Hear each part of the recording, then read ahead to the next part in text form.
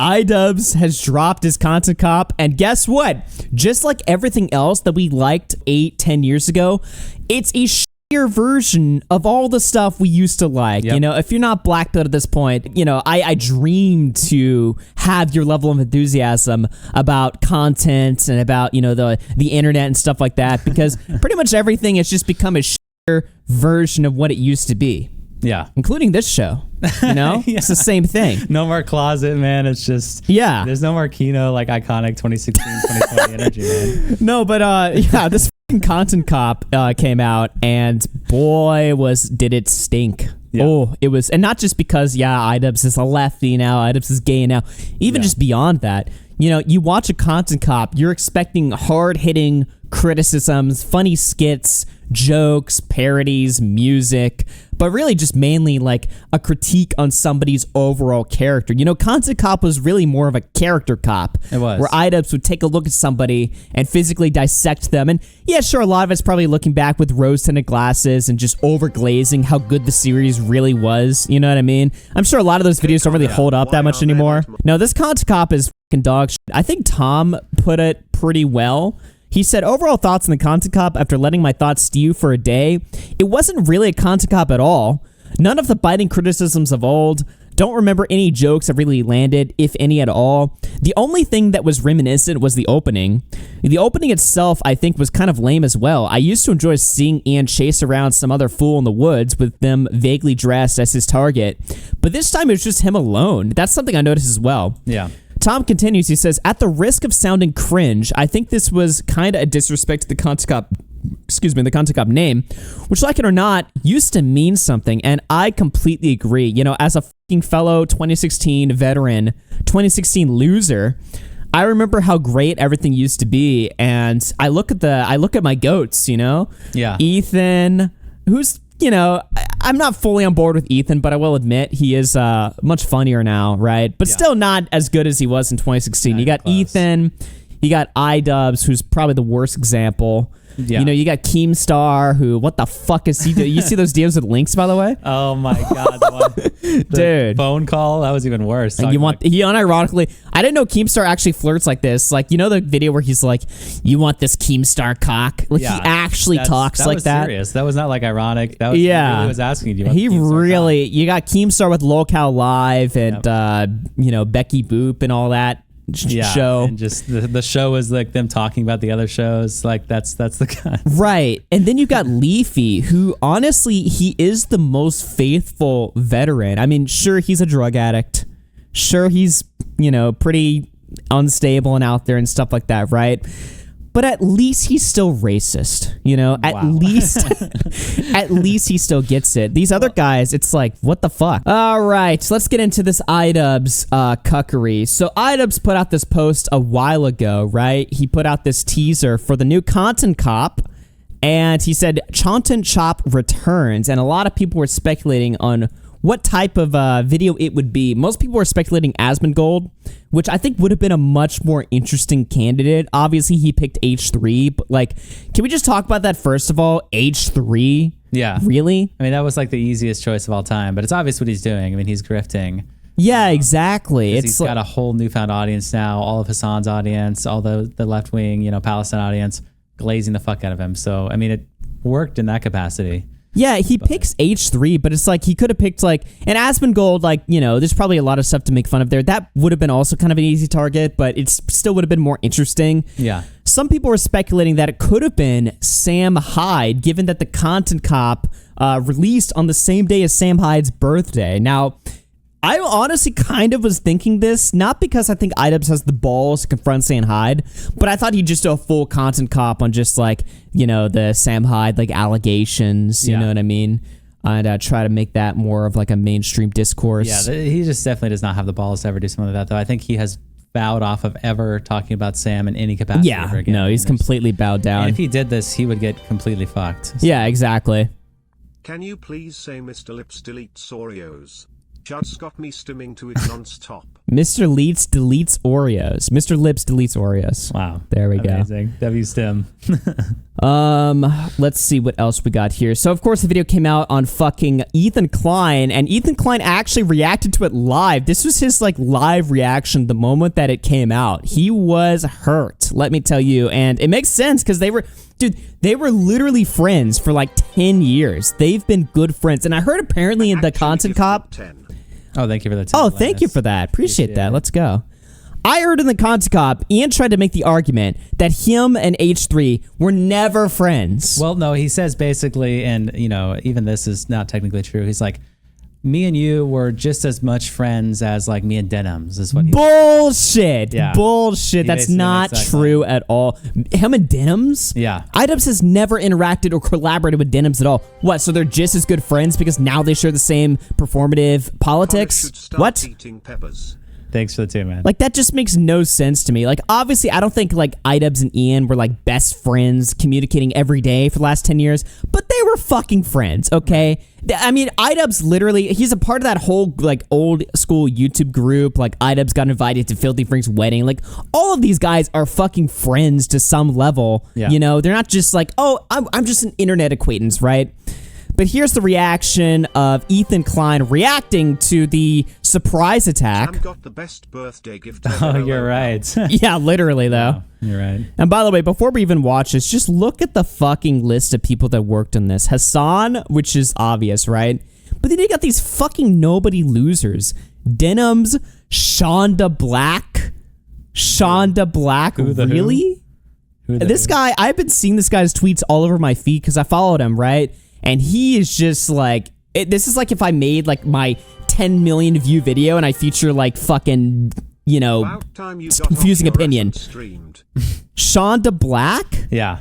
Nobody gives a fuck about this guy. This guy gets literally 1,000 views per video. Like Frogan, but without like the ability to like make fun of him the way that Frogan is. Like Frogan at least is like entertaining to like be like, lol, you're like a disgusting loser. Shondaanda Black, I mean, I look at him, it's just like, who even are you? Dude, the only thing that people know Shondaanda Black for is violence.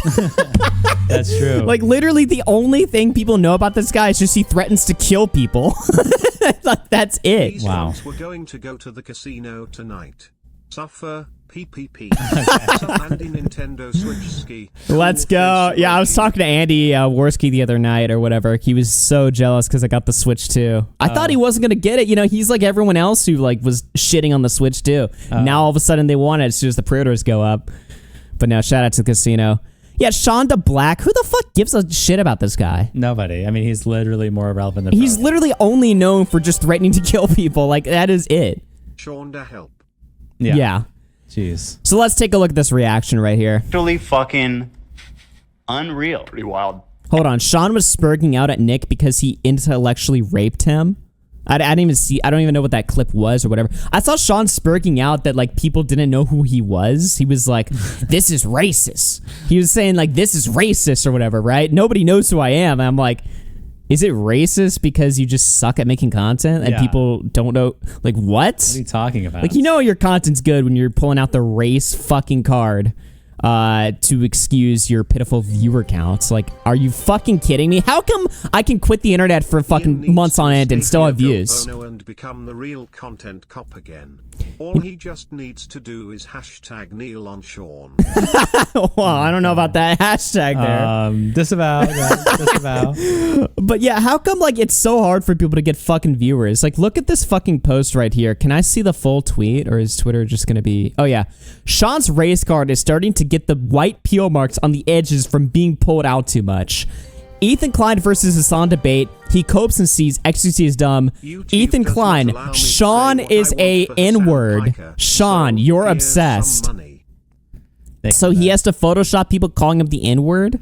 That never happened. He whips out the old blackface photo from the black. That's pretty funny. I'll give him that. And then Sean N-word. Yeah, but like, what did he call me? How that should be like against COS for that bad clickbait. I mean, that should. Well, it is a deceptive thumbnail. Yeah, he should be banned, which is a bannable offense. Yeah, can we get him ban off the platform? Can we call for his deplatforming? Actually. Whoa, buddy. Whoa, buddy. I don't know, man. Everyone boycotting Nintendo, then want to buy it as soon as pre-orders go live. Yeah, exactly.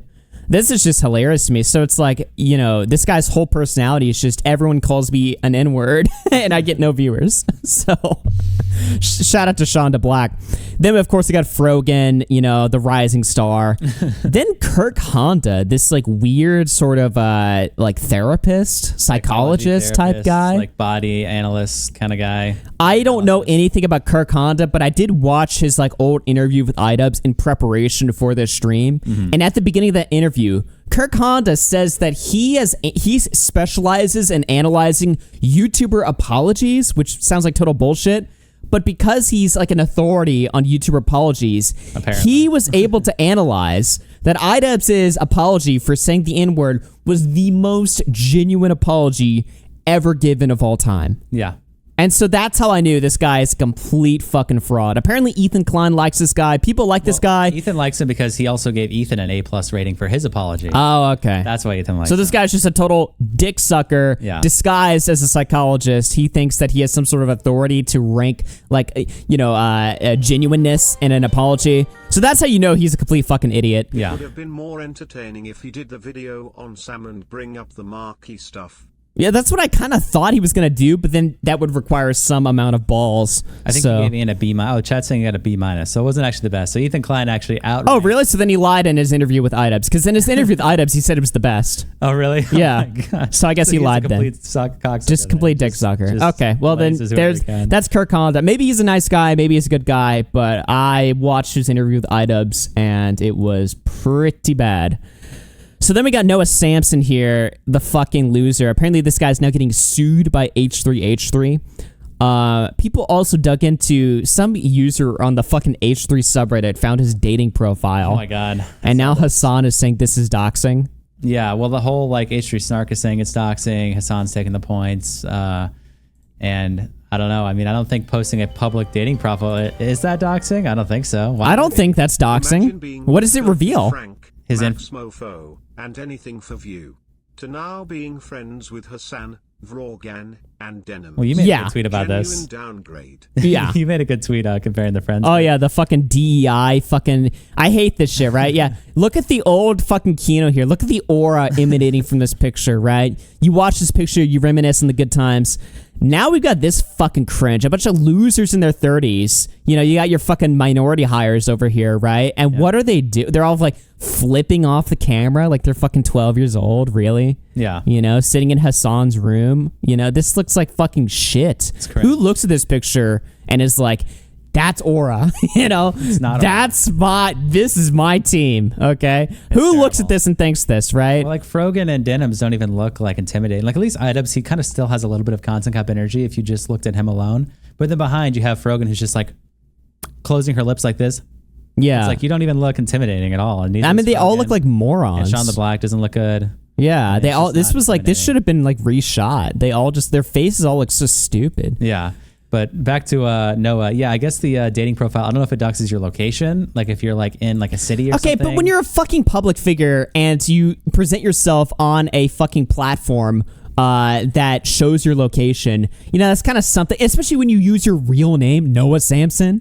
Really? You can't just sit there and cry. I mean, I'm sure that's not the first time he's ever been recognized on a fucking dating app, right? Like, are you kidding me? Yeah. So it's like when you do forfeit some of your rights to privacy when you become a public figure, when you make videos showing yourself, when you engage in politics, and when you use your real name on the fucking internet, right? But no, Hassan said this was insane behavior. I really hope these people snap out of it eventually. Fantasizing about going on a Bumble date to stalk and confront a content creator because of a reasonable disagreement he has with your favorite content creator is truly scary shit. That's because this Ethan fan said that they swiped right. They were like, let me explain. If we match, I'm going to set up a date, then confront him with his ex's testimony and ask him why he hasn't responded to Ethan's lawsuit. Shit, Time is ticking. Is that crazy or not? That's pretty crazy. I'm not going to lie. How would you feel if you had a dating profile and there was like women who are scheming to set up a date with you to confront you over the Bobox allegations or something? You know, that's pretty crazy. I don't really care. I mean, these people deserve hell. So, but I will say this is pretty unhinged. I don't consider it like, you know, black book material behavior like doxing or anything like that or something. I mean, look, these subreddits have crazy people on them, right? That's like part of the reason why I'm sort of against Ethan's crusade against like the H3 snark, because it's like, I feel like if you're against H3 snark, then you're against places like Kiwi Farms, right? Because obviously there are crazy fucking people in the snark. You know, there's people calling CPS to his house and shit like that, right? Totally unethical, fucked up behavior. There's people swatting him on there, right? But unethical behavior happens on all fucking forums, right? Yeah. It happens on Kiwi Farms, even though that shit is directly talked against on Kiwi Farms. You know, Null has like a fucking huge thing against swatting and stuff like that, obviously, right? But it still happens, I'm sure, from time to time. I'm sure that it does happen, right? But just because it happens doesn't mean that you're against all these forums. Like, a big thing, because I'm not like super 100% pro Ethan. I like Ethan's side much, much more than I like Hassan's side, right? Yeah. But that's not to say Ethan's handled this conflict perfectly at all. Yeah. Like, he's threatening to just sue random people for talking shit about him. I think a big reason he's against the snark is because they clip him, admittedly dishonestly, right? But hey, dipshit, that's the fucking internet. People are always gonna lie and twist your words and, you know, create sensationalist talking points against you. Yeah. If you can't handle that, then you need to actually log off. You know what I mean? No, I mean, this isn't the place for you. That's just kind of how it is. So I don't think Ethan's handled this perfectly, but at the same time, obviously, it is important to highlight, you know, that these fucking, you know, Hassan is really, I hate to say this shit because it sounds so gay. Hassan has radicalized the fuck out of his audience in a way where anything goes, you know, anything goes against the people that are their perceived political enemies. And I'm not saying that Hassan promotes, you know, swatting or doxing or maybe calling CPS to Ethan's house, although I don't think he called it out.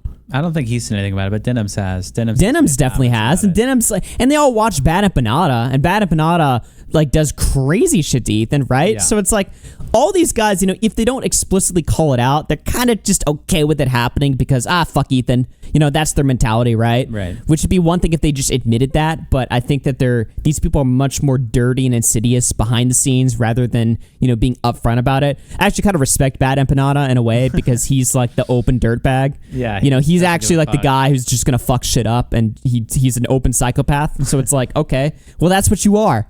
You know, it's like you're not hiding it, I guess. Yeah. Yeah, that's who you are. Then okay, shit.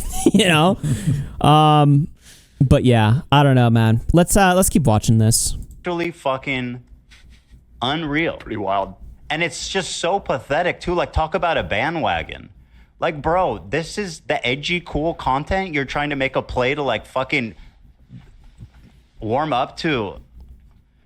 By the way, iDubbbz's, Lena's fucking having a panic attack because why would you do this and not even tell her? Oh yeah, iDubbbz's dropped the content cop and didn't tell Lena, who's the wife of AB, one of the main co-hosts on the H3 podcast. Yeah. Like, hey, I'm doing a content cop on your boss. I'm going to nuclear war with your boss, by the way. Thanks for being in my fucking creator clash, which we'll get into it later on as well, because, you know, creator clash is completely falling apart. It's a complete disaster. But yeah, Lena also herself is even a co-host. It's not just AB. Like, Lena will sometimes also show up and be a co-host herself. Oh yeah, that's true. Podcast.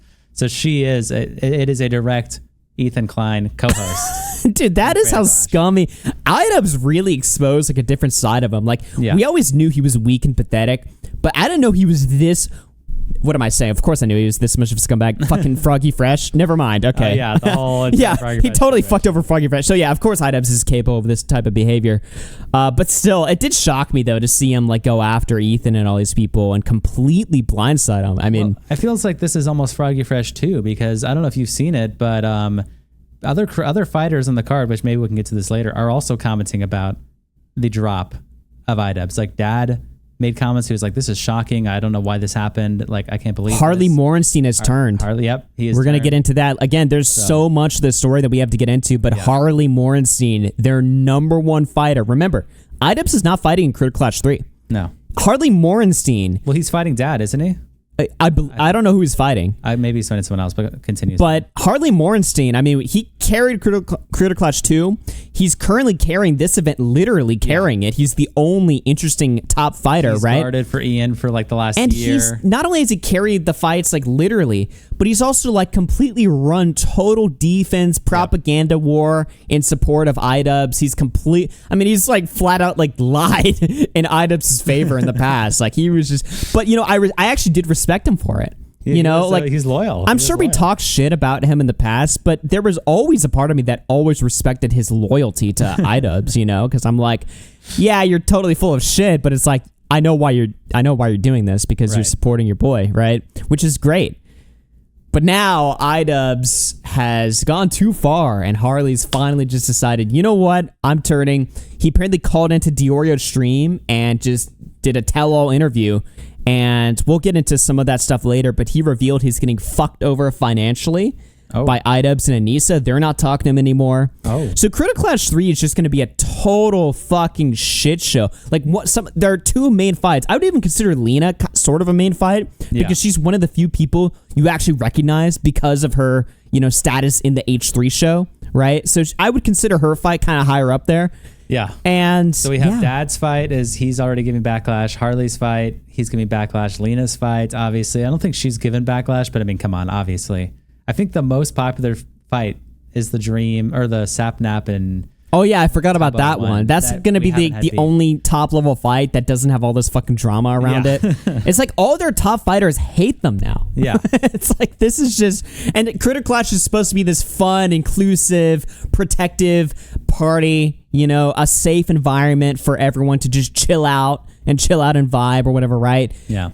It's ruined. It's completely fucking ruined because iDubbbz decided, you know what? I'm going to sell my friend out for some easy 6 million views, and look where it's got him. So was it worth it, Ian? I guess we'll find out.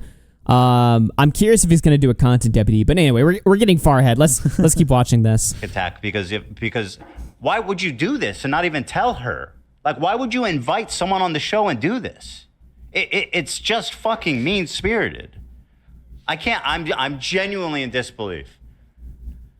I am genuinely in disbelief. And by the way, I know all the criticism that all these people level against me, and there's no shot that this video holds any fucking water. I'll watch the whole thing. I don't give a fuck. Let's go. The comparison to Hassan. Hassan's like, I'm not watching it. I'm scared.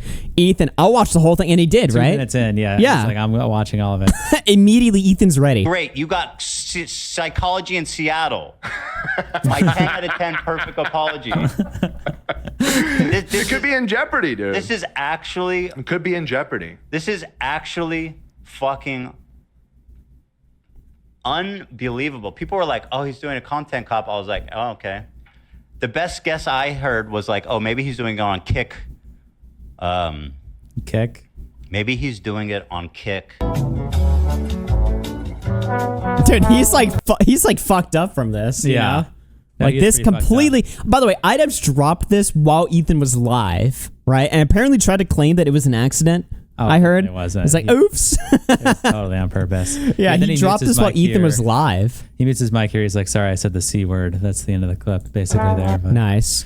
Yeah, So there you go. That's Ethan Klein's reaction. He was completely fucking surprised by this. Yeah. Now, Bo Blacks, our good friend, actually came into the chat. Bo Blacks, thinking that he's a part of the H3 family and the crew, came in to offer his sort of condolences to the crew. He's completely sided with Ethan on this one. But the H3 crew didn't really seem that excited or happy to have Bobby in the room with them, especially at this volatile moment. In chat. Oh. He said ACAB. He said ACCAB. All content cops are bastards, I guess. I think ACAB works. Right. So Bo Blacks makes a joke in the chat that completely falls flat. Dead silence. Nobody laughed. Ethan even pitched it well. He's like, he said ACAB. Nobody fucking laughed. Nobody thought it was funny. Wow. And now the energy of the room is just killed. Yeah, just immediately right there. You can tell. It's just they're all scrambling for something to say. And Dan even tried to correct it. No, I think he said ACCAB, like all content cops are bad. I just love that this is what happens. This happens all the time in real life and on the internet. Whenever Bo Black just enters the room, even people that you'd think would kind of be on his side, it just the energy just dies. Everybody just gets kind of quiet. They kind of start looking for a topic changer or something, and they're just kind of like, okay. Anyway, Even if they don't like explicitly hate him, you know. yeah. I like the ACAT. I see that Bobby has actually become a member. Welcome, Bobby. Bobby, there's a huge demand for you to join local, and I'm curious, what are your thoughts? Wow. And I'll say this, Bobby. And Cooks his ass. and then Holy Gila shit. just shits on him. Gila just BTFO. He tries to show up all friendly. Hey, what's up, guys? Thinking he's a part of the crew. Dead silent. Thinking that he's You on should that join team. Lolcow. Join Yeah, Lolcow. join Lolcow. Get out of here. So yeah, I thought that was funny though. I was just like, it was just such a funny like side thing. Like Bobak shows up and they're just like, get out of here. Yeah. Come on now. Imagine Ethan made a video on Anissa's husband and Ethan gets Max, Frank, and Chad in on it. Holy Oh my God, shit. the OG. Because people were saying he should do Sam Hyde, but I was like, that would never happen. Yeah. Maybe, I don't know what their opinions are on this. It is more likely that those people would do it than Sam Hyde. Even if it's Do very what? Unlikely. Do a video with Ethan. Even if it's extremely unlikely, they're way more likely than Sam Hyde would be Oh yeah. to do it. Let's see this content cop. Fuck it. Why not? We've Just Like, you're how in a we've rambled for enough. Before we Bring back start- After Hours to Oreo waiting room. Dude, we've been demoted, bro. Before we start, I just want to thank Soda for the 20 gifted members. Shout out to you. Oh, shit. W20. Hell And, yeah. Atlantis again for the another 5. Thank you. It's both. Yo, of them. thank you guys for the fucking memberships. We appreciate it. Huge. We appreciate it. All right, let's get to this fucking content cop. We've rambled long enough. Destination, the beach is surprisingly dangerous. Consider In our defense, like, actually, Hila's not a baby killer. Actually, accusing Ethan of killing his dog is maybe too. Hold on now. What? I have to pay think for there's YouTube another Premium to go level to up. 1080? There's a new level up of premium, I think. Oh, okay. So if you haven't Got it. upgraded yet, then Awesome. Well, I have premium on my fucking personal account, but not this one. Awesome. That's great. All right, let's do his this. dog is maybe too far because they have mobilized such an insane harassment group that anybody who says any fucking thing, they will attempt to ruin their lives. And once again, I'm the crazy one. It's not bad enough that I have this group of people. What we do here is go back.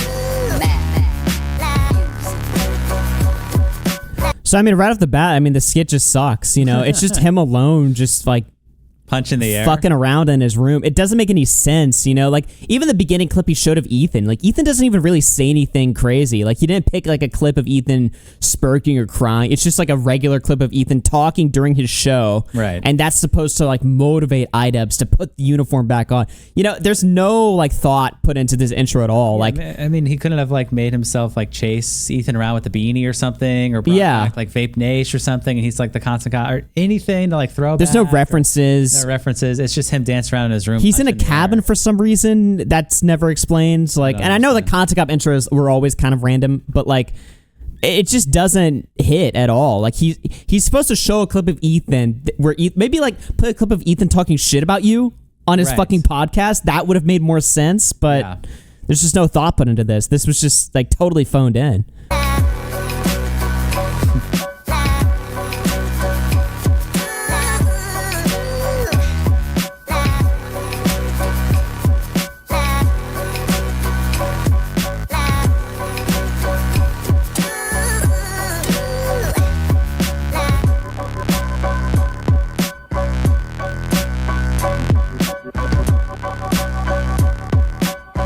It's like, what is he chasing? Like, it just makes no...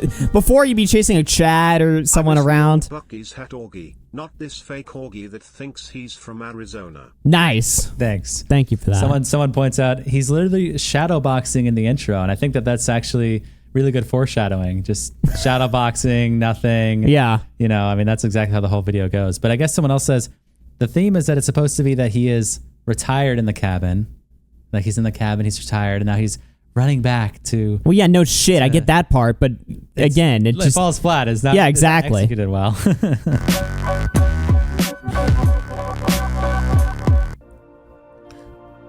What's up, everybody? I'm Hassan Piker, and this is the Hassan broadcast coming to you live from a cloudy day here in California, Los Angeles. We're live and alive, and I hope all the boys, girls, and MBs are having a fantastic one because today's a beautiful day. I have a very important Bo Blacks appreciates that intro. And MBs. Yeah. announcement. I've finally done it. I watched Ethan Klein's content nuke, and I'm not going to call it context puke as I normally do because the reality of the matter is it was brilliant. Nothing was out of context. Everything was correct. I am an Islamist, fundamentalist, radical terrorist. I am a vicious anti-Semite. It's true. Most importantly, Ethan is more attractive than me, both physically and also mentally. I've been lying about everything, including my glasses. They're fake. This is the most honest part of the whole video right here. This is the most honest part. Yeah. That's not even in the content. To be fair, I did kind of like this part. I don't know. Nuke. And he was right about that too. How did he know everything? I think I liked this part of the video so much because, like, I saw, like, okay, we got the beginning skit. It kind of fell flat. But then you have this part where, like, Hassan shows up and all the fucking friends show up. And, yeah, they're all, like, gay or whatever, right? But it was kind of, like, cool. I was like, oh, we're going to get skits. Hassan's talking about how he was taken out of context. So I'm like, is Ethan going to just, or is iDubbbz going to just rip Ethan apart here and just poke holes into content nuke? I was like, damn, this might actually throw a wrench into all the pro Ethan people. Like, this might actually change up the discourse. No, it doesn't. Post switch to Bo Blacks for creator clash for let's make it happen. Yeah, Bo Blacks for creator clash. Yeah, I mean, I can see your point actually. Like, if it's the first watch when you're watching the intro, it does look like it's going to set the video up for like, holy shit, this could be something interesting. Even if the first skit's kind of mid, it's like there's going to be a lot more skits the rest of this video, right? Like this is Kino. Yeah, exactly. exactly. It's just downhill the rest of the video. Well, I just wanted like a confident iDubbbz back because like his whole demeanor has changed. Like now he's like soft spoken and soy and he's quiet. Like whereas before in his videos he came off as like this confident, cocky, nerdy asshole, right? So I wanted that older like version of iDubbbz to come back out, even if it's just for this video alone, right? Where he sounds cock and he's like, you're a fucking idiot. And then he brings up all these clips and he pokes holes into what Ethan's been doing. Or he attacks Ethan's character and he calls Ethan a fraud. Or he like, you know, again, pokes holes in Ethan's arguments or content nuke or something like that and makes fun of the podcast, talks about how Ethan's dog shit. But he doesn't do any of that. It's just a video whining about his personal feud against Ethan. Made fun of H3's ticks. Oh my God. How? Wake up, Ethan. Wake up, Ethan. Ethan, wake up. Wakey, wakey, Ethan.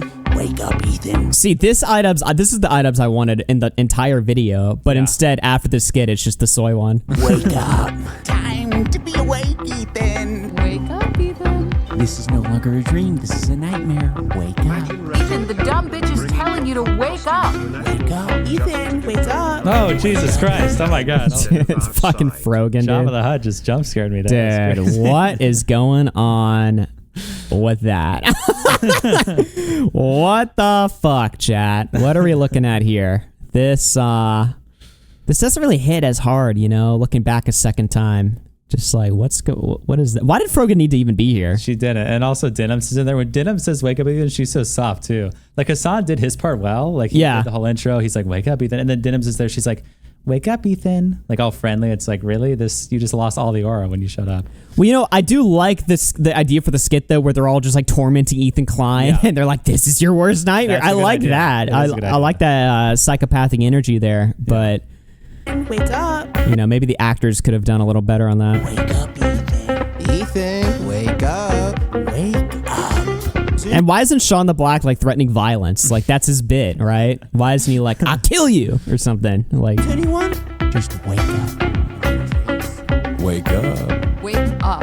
Wake up. Wake up, Ethan. I'm not going to do a react content yet, chat. I'm missing. Nobody's told you to wake up, Ethan. Yummy, I love Sabra hummus. Wake up, Ethan. Wake up. Ethan. Wake up, Ethan. Wake up. Wake up, Ethan. Just wake up. and the video's done. Before he would be boxing or chasing someone in public. Now it's this. Yep. It's just skit in Hassan's room, and that's all the skits we get, you know? No more.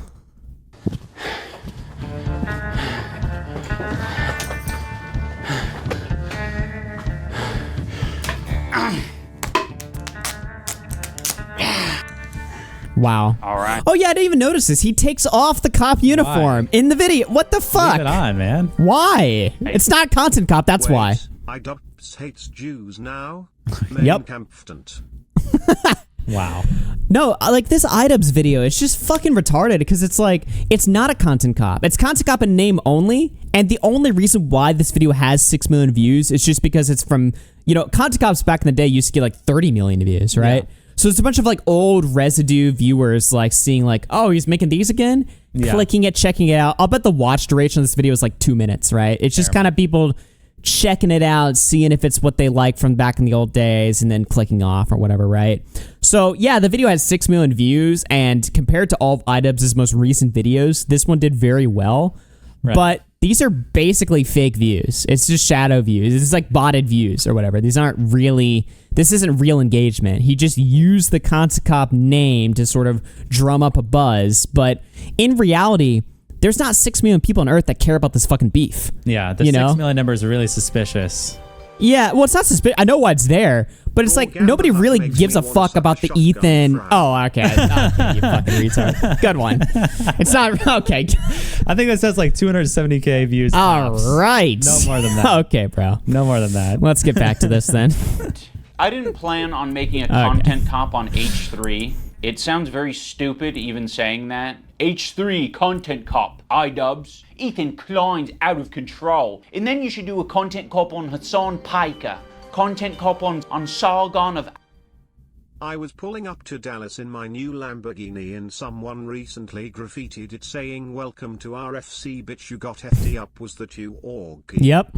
Akid. If I would imagine this in 2016, I would have been like, oh yeah, if I ever do that, it's gotta be because I lose the plot. Well, it turns out it's not me losing the plot. Oh, it's not. Ethan. He's the one who fucking attacked first. My good fucking friends who I stood by after all these fucking years can't find a spine to speak up. So go fuck yourself. I already hate this. See, Ethan's just right here, though, you know? Like, Ethan is right. So, the context for this, right? Ethan's in this massive war. CPS is called to his house. People are asking, like, Ian or whatever, hey, what do you think about this beef? And he's like, I don't want to get involved. Yeah. Or whatever, right? Which, on one hand, here's the discussion, right? Is that a fair response from iDubbbz? You know, is it fair for him not to want to be involved in drama and stuff like that? I don't think so, because one, he gets involved in plenty of other drama, right? And two, like, H3 has been the only guy just fighting all of like the people that hate iDubbbz. Ethan has just been sitting there fighting all these people. To say he won't do any more content cops like this is the end. I hope not. Please, no more content cops like this. But Ethan has been there like fighting at his side the whole time, right? Yeah. And so when Ethan's getting shit, iDubbbz has no respect. He's like too worried about the Hassan bridge breaking. Like what? Like he doesn't even have to go like balls to the wall. It's not like Ethan was asking iDubbbz to do a content cop on fucking Hassan or to shit on Hassan or say that Hassan's like an asshole, right? All he was basically saying was like, hey, back me up. There's a bunch of psychos coming to my house, swatting me, trying to take my kids away. This is fucked up. Like, couldn't you just say that that's fucked up? Yeah. You know? It was iDubbbz's refusal to say something like that set Ethan off. And sure, maybe Ethan got too emotional, but like, I don't really blame him. I think it's fair, actually. Yeah. Well, I mean, if Ian's sole argument was that Ethan's asking too much, maybe he'd have an argument. Do you think he edited old video with the content cop beginning to get more views? What? Do you think he edited an old video? I don't know what that means. But yeah, I mean, maybe if that was his sole argument, it's just like, hey, don't ask me to get involved in your beef. You know, that would maybe be the extent of it. And some people would say, oh, well, you should. And some people would say you shouldn't. But then he decides to drop Content Cop H3. So now his worry about getting involved in beef is out the window because you've actually fired up the beef 20 times more than it ever could have been fired up. iDubbbz is not this creator that's afraid of getting into beef with people or whatever, or afraid of like engaging in drama. He'll gladly engage in dramas that he likes, right? But he knew he looked at Ethan's side, he looked at Hassan's side, and he waged which one's the bigger meal ticket, right? And he picked Hassan, which it is probably the bigger meal ticket, honestly, right now. But you know, he backstabbed his friends, and now he's going to sit there and fake moralize and be like, you forced me to talk about this because you were mad that I didn't have your back. It's like, well, yeah. Like, is that unreasonable for Ethan not to be slightly pissed off, you know? Yeah, I mean, I understand it to an extent. I agree. All right, guys, I'm going to tell you a story about Ethan Klein. I know some of you have been following him, but there's a lot of people... Nice 240p picture, by the way.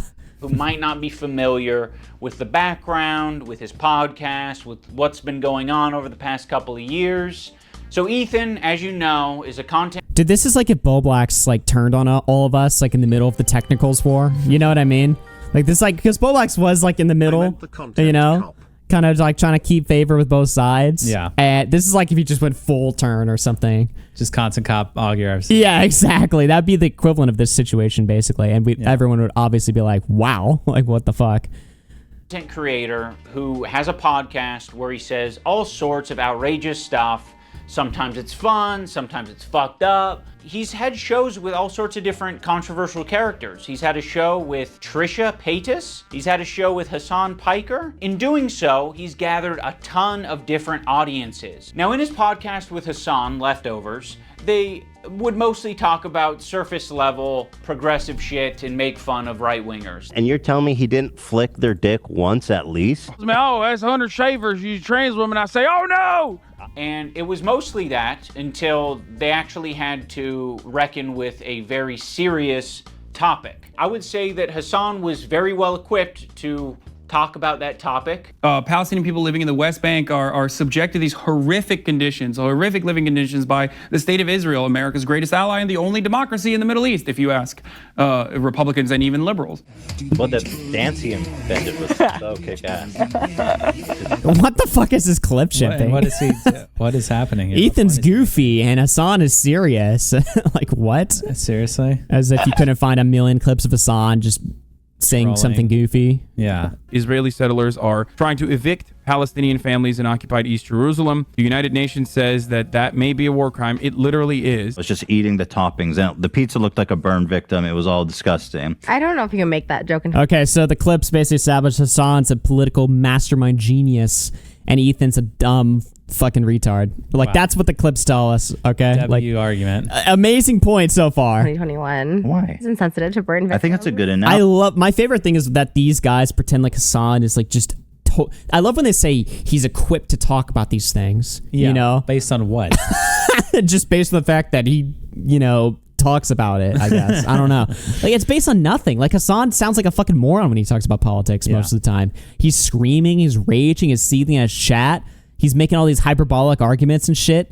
Like, yeah, I'm not saying Hassan's not equipped to talk about this stuff, but Ethan isn't either. Like, nobody's not equipped to talk about this stuff, right? Like, why are we pretending like Hassan's some sort of political genius? Well, if you want to talk about equipped, you have to have like a standard. So what is a standard? Just because he streams 12 hours a day about it? Is that the standard? He worked at Young Turks and did like a fucking bro show. Like, yeah, do you have to be like college educated? Do you have to do that? Like, what is the standard? And if you apply, why is he a genius? Yeah, I can't imagine whatever standard you apply to Hassan, you couldn't also apply to Ethan because they seem to fall under the same category. Why wouldn't? Pretty similar, yeah. I mean, obviously, Hassan talks about politics more often, but so fucking what? Yeah. What does that mean? It's a powerful image. Ethan was not prepared for this. Ethan, the whole time, is more of the goof guy. And that's fine, you know? We don't expect... Bro, you're the goof guy. What the fuck? Ethan to be an expert on the topic. Ethan was obviously caught in this tricky situation. You're not an expert. This is how, like, lefties talk. It's like, you're not an expert. You can't talk about this. Like, okay. Situation where... Coming from iDubbbz's, though, it's, like, even more hilarious to hear.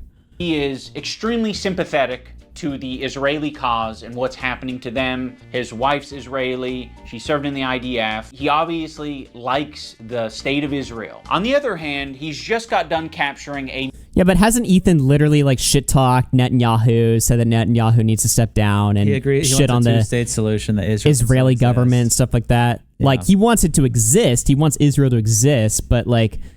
Does he really play like defense? No, he like in that level disavows what's happening in Gaza all the time. He disavows the genocide. He wants a two-state solution. And again, I'm not trying to like just fucking guard for Ethan.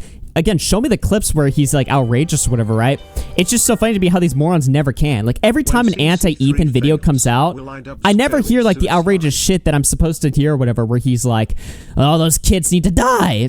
I never hear him say that. Heard him say anything close to that. So what is like, they just paint Ethan's arguments but they paint Ethan's arguments as something like terrible, right?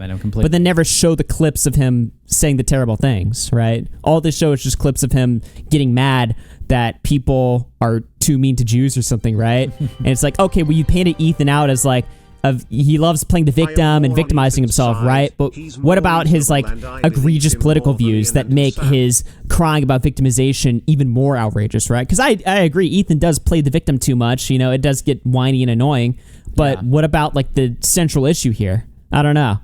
A massive progressive audience who are very politically savvy. They follow. I'm sorry. I need to hear that one more time. Obviously likes the state of Israel. On the other hand, he's just got done capturing a massive progressive audience who are very politically savvy. Hassan's audience is politically savvy. Just total. Are you fucking kidding me? No.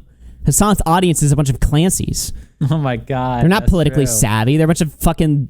They simp for him and... little girls. Like, these are not... What? Follow Hassan. Hassan is... They really think Hassan is like a political scholar. Like, he's some sort of like left-wing think tank and not just like a fucking drama YouTuber. Yeah. You know? Strictly a political streamer. So this is something they're very keyed into. So when they see Ethan say things that are just like not accurate and it's just propaganda, they're gonna call it out. From the river to the sea essentially means the state of Israel is going bye-bye. So this massive progressive audience that Ethan has, adopted over the... Okay, and he plays a clip right there of Ethan saying that from the river to the sea means like kill all Jews or whatever, right? So debunk that. Like, talk about that. Yeah, why not show Hassan giving a counter argument, Ethan's argument in response? Yeah. Why is that wrong? Anything there? Or are we just going to show a clip and then... Yeah, like I know that phrase originated actually as like a Zionist slogan, like back in like the 40s or whatever, right? So maybe you could go into that and make that as an argument. I don't know. I'm just making shit up. You know what I mean? Like anything can happen. Respond to the point. But of course, I guess iDubbbz just can't do that, even though he's politically equipped to handle this conversation. Yeah. I love that mentality too, that you need to have some sort of like imaginary authority to talk about something. It's so fucking stupid. Years, they're becoming increasingly critical of his position because now he's talking about it not on Leftovers. He's now talking about it on his podcast. What I want to do is show you guys how I see Israel, because you don't see that when you listen to Hassan and you hear all these fucking mega lefties talking about it like it's some super racist, crazy, like Jim Crow style of society. Like, I can't wait to show you guys. The other day, BB fired a really good guy that a lot of people are pissed about. So Ethan is having this back and forth with his liberal audience, left. And again, we heard clips. Okay, what's the response to those clips? He's just showing shit. Can't lose. Am I supposed to like... Kissinger. True. Yeah, literally.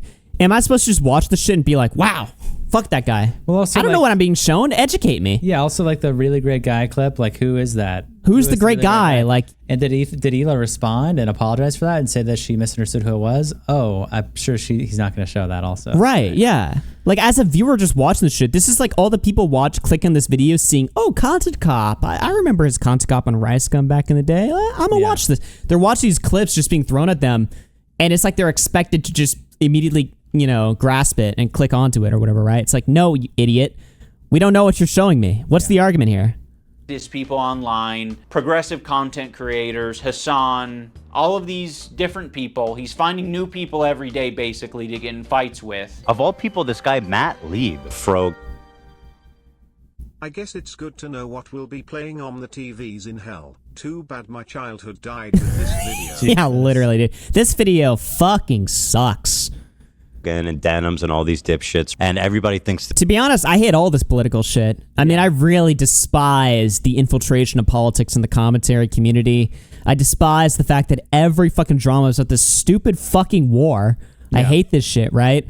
But at least Ethan's video made me laugh. I'll say that. I did laugh multiple times watching Ethan's video. Fans are politically savvy is like saying iDubbbz's is a Chad for taking pics of Vanessa for her of. Pure delusion. Yeah. This guy's awesome, apparently. Even though he looks like Millhouse, fucking dork. Denims, by the way, was the real villain of the video. Evil, hateful, fucking. And I'll say it, and I'll double down on it. And people, oh no, did I not go there? And it's all culminated, go. at least for my story, in Ethan burning bridges with people until he burned the bridge with me. Since Ethan and Hassan... That really good guy clip is something Hilo apologized for a while ago, yet they still hold on to it. She apologized 24 hours later, and a while ago makes it sound like there was time between it. No, like literally the next day, I'm pretty sure on stream. Yeah, exactly. There's so much context missing to this shit, right? And even what he says now. So he's established a timeline. Ethan's like a crazy Jew. He's mad. He's seething. He's picking fights with everyone, just calling everyone a bitch and a whore. And he's burned the bridge with everybody. And now he's burned the bridge with me. That's iDubbbz's established timeline of what happened. Very succinct. Yeah. Totally not biased at all. Totally, we're getting the full picture here. Context, yeah. Yeah. Okay. So he's painted Ethan so far as like he's just off the wall. He's just shitting on everyone for no reason. Okay. Wow. All right. Falling out. I've been keeping to myself mostly. Comparing the Hassan content nuke to this is night and day. There's no context here at all. It's so malicious. If Diorio did this, he'd be eaten alive. Yeah, I just went on a rant. I hate how much all this drama is so politically focused on this fucking war and just political at all, right? But again, at least Ethan's video made me laugh. Ethan's video was funny. It had bits, it had jokes, it had humor in it, and also it had fucking context. Yeah, it had a timeline, a narrative too that made sense. I could follow along with it. I could understand. I could be like, oh, okay, like this is what's going on here. Wow, I hate this guy now. Thanks for showing me. And he'd even provide counter arguments, for Hassan and stuff like that, right? So it's like when people say, oh, that whole video was out of context, but then don't prove it, I'm just like, okay. Well, I'm on Ethan's side. I don't know what you guys expect of me. I'm not going to fucking put in the work. I don't give a shit about this conflict. You guys have to put in the work and prove to me why Ethan's the asshole here, because he's shown me the context. You guys are saying it's still out of context without doing any work to prove it, so fuck you guys. Yeah. I'm not listening. I don't have many nice things to say. Maybe if Ethan's able to get some help, maybe if he stops harassing other creators, maybe if he does these things, eventually he'll find peace and we can rekindle our friendship. So that's been my approach. I've occasionally thrown a joke Ethan's way in the form of Hassan Piker versus Ethan Klein for boxing. I like iDubbbz. He's a good guy, but I don't like this stupid. It's not a fucking petty beef. It's like this guy is evil and he's doing anti-Semitism. And also he's way out of my Chill out, Ethan, with this fucking soy here. Yeah, this is him soy reacting. Yeah. weight class. He didn't like that, but fucking sometimes you gotta just throw something out there. I used to work... This is a horrible start to a content cop. It's just so low energy. There's nothing going on here. Ian Adolf Jomha burning bridges and gassing. Yeah. Work with this video editor named Froggy Tonic. All I right. discovered him because he was in the circles online that I was in. And one of those circles is an H3 fan. He watched Ethan's content. He liked Ethan's content until he didn't like Ethan's content. There would be an occasional Froggy tweet where I'd be like, I agree with that, Like, I'm What not is the gonna tweet that he endorse agrees it. with? Ethan Klein, do you really think putting yourself, your crew, and your audience in a semantic competition over a petty year-old, I'm right, you're wrong obsession you cannot get over is the right strategy? Stop tormenting yourself, man. Listen to Hassan. My theory is that Anissa wanted to do an OnlyFan with Hassan. So she forced Ian to do a content cop so she can get real close to Hassan. Nice. I'm not going to retweet it or like it, but fair enough. I guess I just missed my old friend. Some wings are too bird feathered colored. Now that brings us to February These clips, man. 28th of this year. Now, my former editor of a year and a half ago did say some truly mean shit. He called Hila the C word. He said they're trying to kill their dog with cheddar cheese and a bunch of other shit, I'm sure. Ethan, at some point, discovers that iDubbbz's former editor says this horrendous shit about him and Hila. But no one's asking the question, where does Ethan get this information from? You see, it would be very obviously a problem. Whoa, hold on. Before he attacks, because he's going to say, oh, you got this from your Reddit, and, your Reddit's just fucking with you. Hold on now. Why was Critter Clash 2 such a big fuck up? Because they kicked out Froggy Fresh, right? Yes. Why did they kick out Froggy Fresh? They kicked out Froggy Fresh because he was making jokes about Anissa's OnlyFans and responding to Anissa's mom. Yeah. And that was like a huge no-no. They were like, fuck you, you're out of this event, right? But now it's not reasonable for Ethan to be upset when the editor of the fucking like huge event that your co-host is participating in, like Ethan's not allowed to get upset at that, but you're allowed to get upset at Froggy Fresh. Yeah. Right? In complete fairness, Ian, I think that this is an ex-editor. I don't think he's been editing for Ian for like a year. I think Ian says that later. But still, I mean, I don't know. It's someone who he has a working relationship with. I'm sure it's someone who he would work with again. Yeah. Given the opportunity, he needs an editor. So yeah, I don't think he's like doing anything for the creator clash. So iDubbbz is just gonna like walk right over this and just be like, pretend that this is Ethan just doing guilt by association. Well, It's like, yeah, he was kicked out with his association with Sam Hyde. That is a good point. Yeah, Froggy Fresh went boxing with Sam Hyde, and that pissed off Ian enough to kick him out of the event.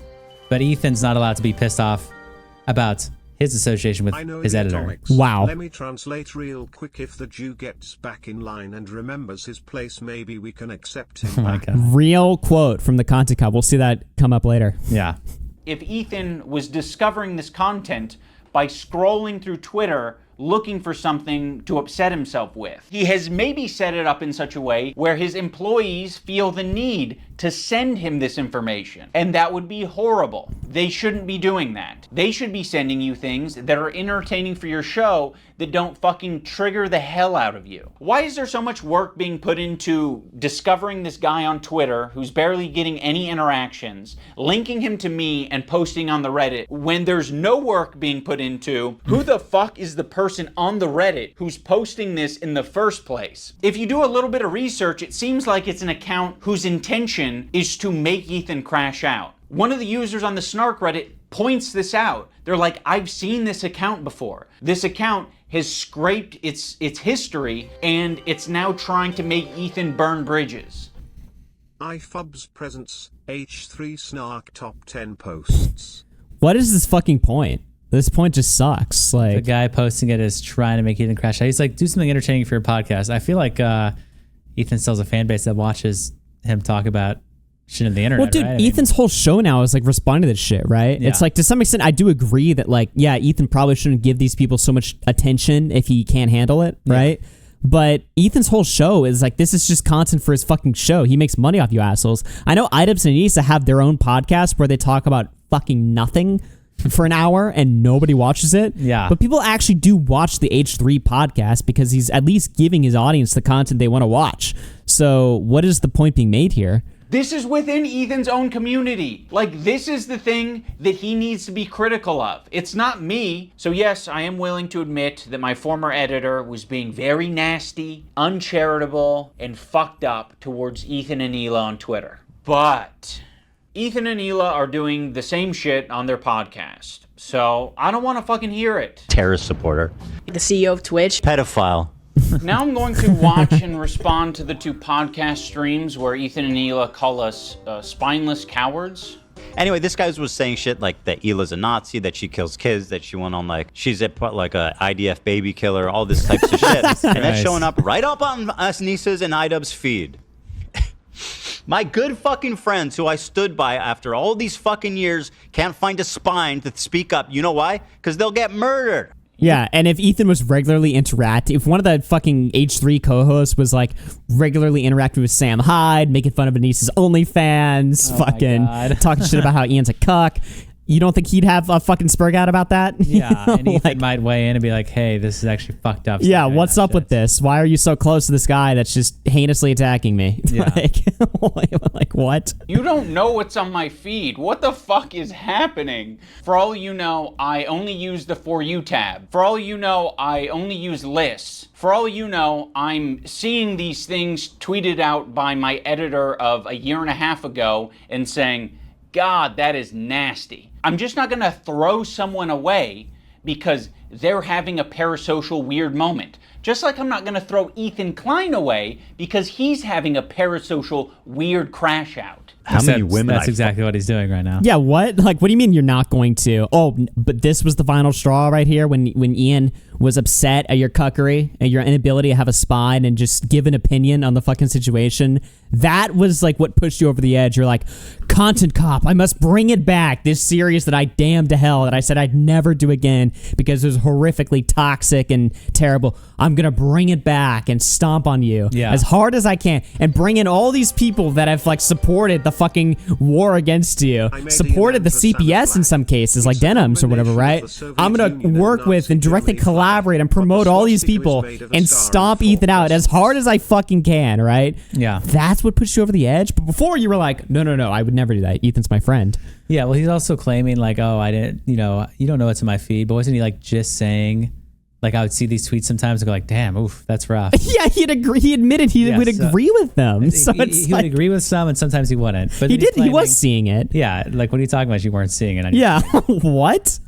Holy shit. Yo, Ultimo with the 5 says, I made Ian and Hassan a flag. It's a combination of the Soviet Union and Nazi Germany flag, but the swastika is made of a star and 4 crescents. Wow. Very cool. Sounds banger. Fucked. Hassan, by the way, thousands. Yeah, thousands. Let me ask Galia. These shoes do not go. I'm sorry. Oh my God. Hassan's the type of dude who watches himself in the mirror when he has sex. Watching me on a 30-second delay on your stream. Wait, how does he know I'm watching already? Because you've been talking about it for the last 5 minutes. It's not a fucking petty beef. It's like, this guy is evil and he's doing anti-Semitism. These shoes do not go. I'm sorry. There are many Yeah, I mean, Ethan's soy for that point. people, I'm sure, who have unfollowed you for the things that you've said and done. And I'm sure there are even more people who have stayed following you because they don't want to throw the baby out with the bathwater. They don't want to throw someone away because they've had... This video is like being told I'm not touching you by someone when they are clearly in your personal space. Yeah. Had some hard moments. We're all fucking human. My good fucking friends who I stood by after all these fucking years can't find a spine to speak up. You know why? Because they'll get murdered. Is this the third time we've seen the same clip? Yeah, this really bothered him. I don't know.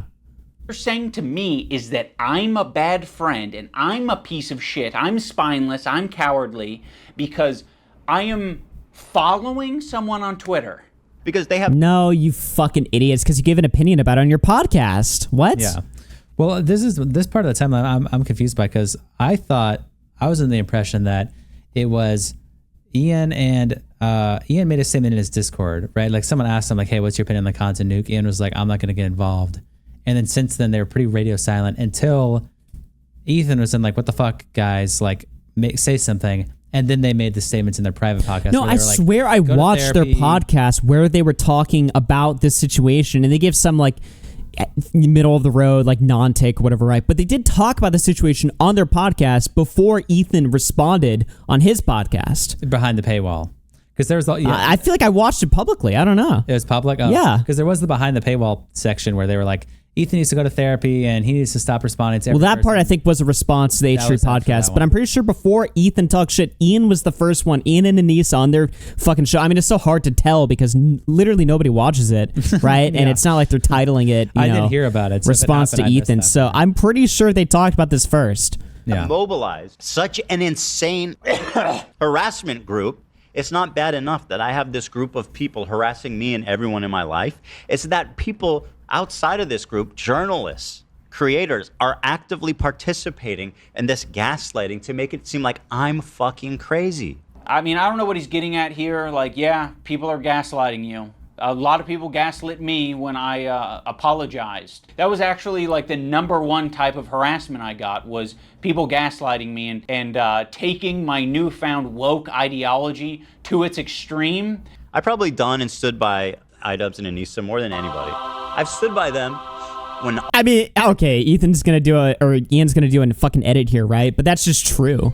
You know what I mean? Like, Ethan is like the #1 guy that's defended him. The Hassan Parker and iDubbbz's fallout in 2 years will be cataclysmic. Dude, I really cannot wait for the internet to fucking turn on Hassan. You think Ethan's getting it right now and it's super bad or whatever, right? They're going to fucking come for Hassan at some point. True. Probably not this year, but at some point, yeah.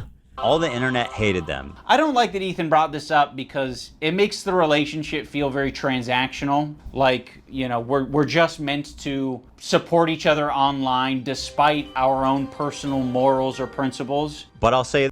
This is the first of many times Ian makes Ethan's harassment about himself.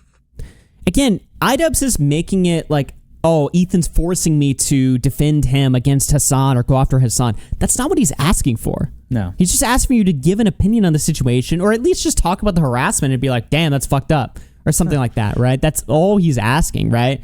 And sure, you don't have to fucking give it, you know, you don't need to like give that as a take, right? It's understandable if you just don't want to fucking comment on it, right? But it is a little bit laughable given that this guy's just had your fucking back for years when the whole internet turned, your whole fan base turned, And right? He's not asking for a lot. He's Yeah, not exactly. asking for It's just about Hassan or anything. It's like, sure, you don't want to give an opinion on the CPS stuff. Sure, okay. Even though you have a podcast where you give your opinions on anything that goes, right? Everything that goes, but you don't want to give an opinion on that. Okay. But wow, what an asshole. like this guy has literally had your back the whole time. Like I don't like how he's looking at it so transactionally. It's like, well, no, it's just one person seems to care. You don't give a shit, right? So now he's going to call you an asshole, which you kind of deserve. Yeah. Say this, I don't think they're fucking any friends of mine. And certainly I don't think they're any fucking friends of mine based on the text conversation I had with them too before I even talked about it. Oh, leak the text. Leak the fucking text. We need to see that. I have nothing.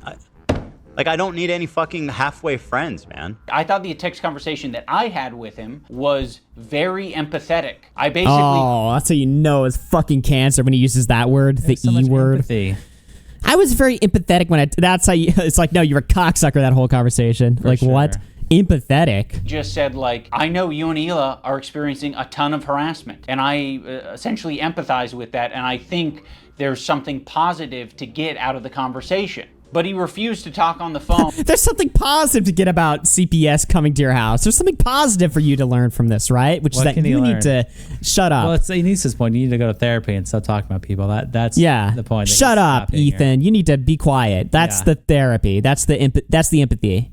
Yeah. You need to learn from this or whatever and shut up. Okay. Wow. Unless I was willing to publicly... He sees it as like perfectly synonymous to his own situation because even last summer, like Anissa was constantly mouthing off about the commentary community and talking shit about everybody, right? Yeah. And then she shut up and people stopped covering her, right? But this is not that same situation. Well, he also is thinking of his time when he made the video. What was it? I don't even remember the title. iDubbbz's complains, sex workers. Exactly, where he defended Anissa. He's thinking of that too. And the fact that after he made the video, everyone just shat on him harder, shat on Anissa harder. So he's like, well, damn, I guess I should shut the fuck up and not made this video. Yeah. And he thinks that applies to every situation in the internet. Right. He learned this one lesson and he thinks that he can apply this lesson he learned to everything at all times. It just doesn't work like that. Well, he's autistic. He doesn't understand like when to pick your battles or like when to reserve your speech and when to actually stand up and defend yourself. Exactly. He just thinks you should always bow down and bend over and just take it, because when he takes it, he gets less abuse or whatever, right?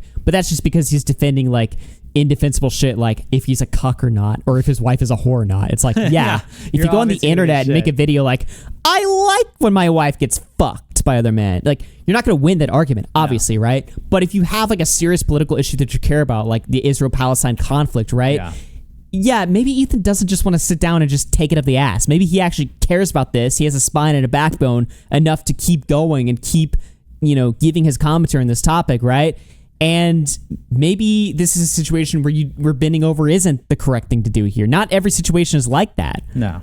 Say something about my former editor and denims. As much as you don't want halfway friends, I also don't want that kind of halfway friend. I don't want someone who's going to give me like an ultimatum to have a conversation. Could you not say something when this is like, imagine like one of you guys is like, Hassan actually wants to go to Gaza so he can strangle Israeli babies or some shit like that. I'd be like, you imagine me not saying something. You're trying to make a one-to-one comparison where there isn't one. This guy that I follow on Twitter is not in the same relationship as you and one of your current employees who is streaming with you 3 days a week, 3 hours a day for the past 10 years. At one point during the stream, Ethan... I mean, it's not as tight of a connection, but he was your coworker. I don't know if we have this pulled up, but I did see this. Anissa was interacting with Froggy Tonic actively during this whole thing. And really? I have seen that on Twitter. Wow. Pulled up. But she was unrelated to Ethan, but she would talk to him and interact with him. And stuff like that. Okay. During this whole thing. Interesting. So I think there's a few tweets that she would talk to. So they're really trying to make this out like this is some random Spurg or something. Yeah. But when I think he was a guy, at least on the back burner for if we need an editor, he's our buddy. He's our guy. Yeah. Even if he wasn't actively working with them. And Hila bring up Adam McIntyre. Now, Adam does basically the same thing as my former editor. He's critical of Ethan and Hila, and he is sometimes uncharitable and nasty towards them. Adam McIntyre needs to just like disappear. That guy is a... Oh my God. I heard everyone fucking just shit on Hila for this clip. Like a lot of people, including Adam McIntyre himself. They were like, Hila's saying that Adam McIntyre needs to die. Holy shit, this is crazy. And it's horrible like, moral frogging. Just what are we talking about? She's clearly saying he just needs to go away from the conversation or just go away. And he does need to die. Yeah. It's like, no, just But yeah, he does need to disappear from the conversation. That's true. And it's like, dude, what are we talking about here? But no, I saw everyone acting like Hila is calling for the death of a fellow content creator that's critical of her. It's like, really? Are we just being this dishonest? Yeah. Shit, like, of the lowest order. I never even stood by him when he talked bad about Trisha having a kid and called him like the spawn of Satan. He was supposedly on our side. I would never even co-sign that. I was disgusted by that statement too. I remember when he called her kid the spawn of Satan. I never said anything and like I was that. supposed to be like cheering on, but I wasn't going to cheer that on. That's disgusting. Why do we forget that he called her children, which is something we would never do, the spawn of Satan? It's disgusting. And a piece of shit of a human. It's just incredible who ends up being the good guys in this story. You know, it's really something. Unfortunately, they never made a statement. They never said that they disagree with his deep in my tight hole, smiling Okay, all right. I'm glad I paused for that. statements about Trisha's baby until it's useful. Like, what is it, 3 years later? Like, I mean, you're talking about it like you were aware of it at the time and that there was some amount of pressure or enthusiasm for you to get down with that. And what it sounds like to me is that you did see it at the time and you were like, ooh, I don't like that. And you didn't endorse it and you didn't fuck with it. Huh. It's almost like that is a fucking identical situation to me. It's just incredible Wait, so is wait, what? So iDubbbz is saying like he saw like all the stuff that was going on with Ethan. He didn't endorse it. He didn't fuck with it, right? But he decided, I'll move on. And he's basically making that Hila had the same moment 3 years ago with little baby Satan comment. And Hila was like, I don't like that. But didn't decide to speak out publicly against Adam McIntyre. But I will say... She doesn't work with Adam McIntyre. She doesn't. But I will say if Trisha decided to be like, hey, Hila, what the fuck is this? Is this your friend Adam McIntyre? Why is she calling my child Satan? I'm almost positive Hila would have been like, that's fucked up. Yeah. I think 100% she would have said, yeah, that's a kind of a fucked up comment. You shouldn't say shit like that. I don't endorse I'm not going to comment on that. No, she would not be like, I'm going to ignore this situation. I can't comment on this. Obviously fucking yeah. Who ends up being the good guys in this story? You know, it's really something. So yeah, the reason I'm bringing this up is because they're trying to like paint themselves as the good guys. And they're saying like, yeah, we strongly disavow things that are said, even about our enemies. We are the most immoral people on the internet. Unlike Ian and Anissa, who are fucking keeping to themselves. Also, why the fuck does Olivia get the pass? What a fucking asshole for putting you in that position, Olivia. You're friends with him. And you don't have to say anything, but like, what a fucking piece of shit. What a bad friend to put you in that position just for some fucking clout. It gets people angry at you, like, oh, how can she be friends with him? Which is total bullshit. Ethan does this a lot. He always does this a lot. He's always he just speaks for the people. He speaks for the people, like, what an asshole for you, right? This is like stupid for Ethan to do. Yeah. It's like, I'm not speaking for you. I'm just going to do it anyway. Yeah. You know? Okay. Olivia did not do anything. And I want the pass. Do I have to be an employee to get that treatment? Because then you'll just see me as an ally? Or is it because Ethan is afraid of wrongful termination accusations and lawsuits? And also, I don't mind putting... I mean, is he cooking there? Or what? That Olivia gets the friend right, pass? like he's like, you don't have to say anything, Olivia, but then he expects iDubbbz to say something. Well, he's saying he puts him in a shit position because you're going to get backlash. I mean, I don't know. It's not really the same point. I don't know. I don't think it's the same point. Yeah. I mean, maybe there is. I don't know. I don't know if I see that argument as well. Because another thing is, again, Adam McIntyre doesn't have as close of a connection. They're not really friends with him. Adam McIntyre's not an employee of theirs. Froggy Tonic actively was getting interacted with by Anissa, employee of iDubbbz, at least on the back burner to hire again. And it wasn't just Froggy Tonic, wasn't it Denims as well? Yeah. That he is friends with. Yeah, exactly. Apparently, as good friends with Denim as he is with Ethan. Yeah. Apparently, he says that in this video, which I still can't get over that talking point. Yeah.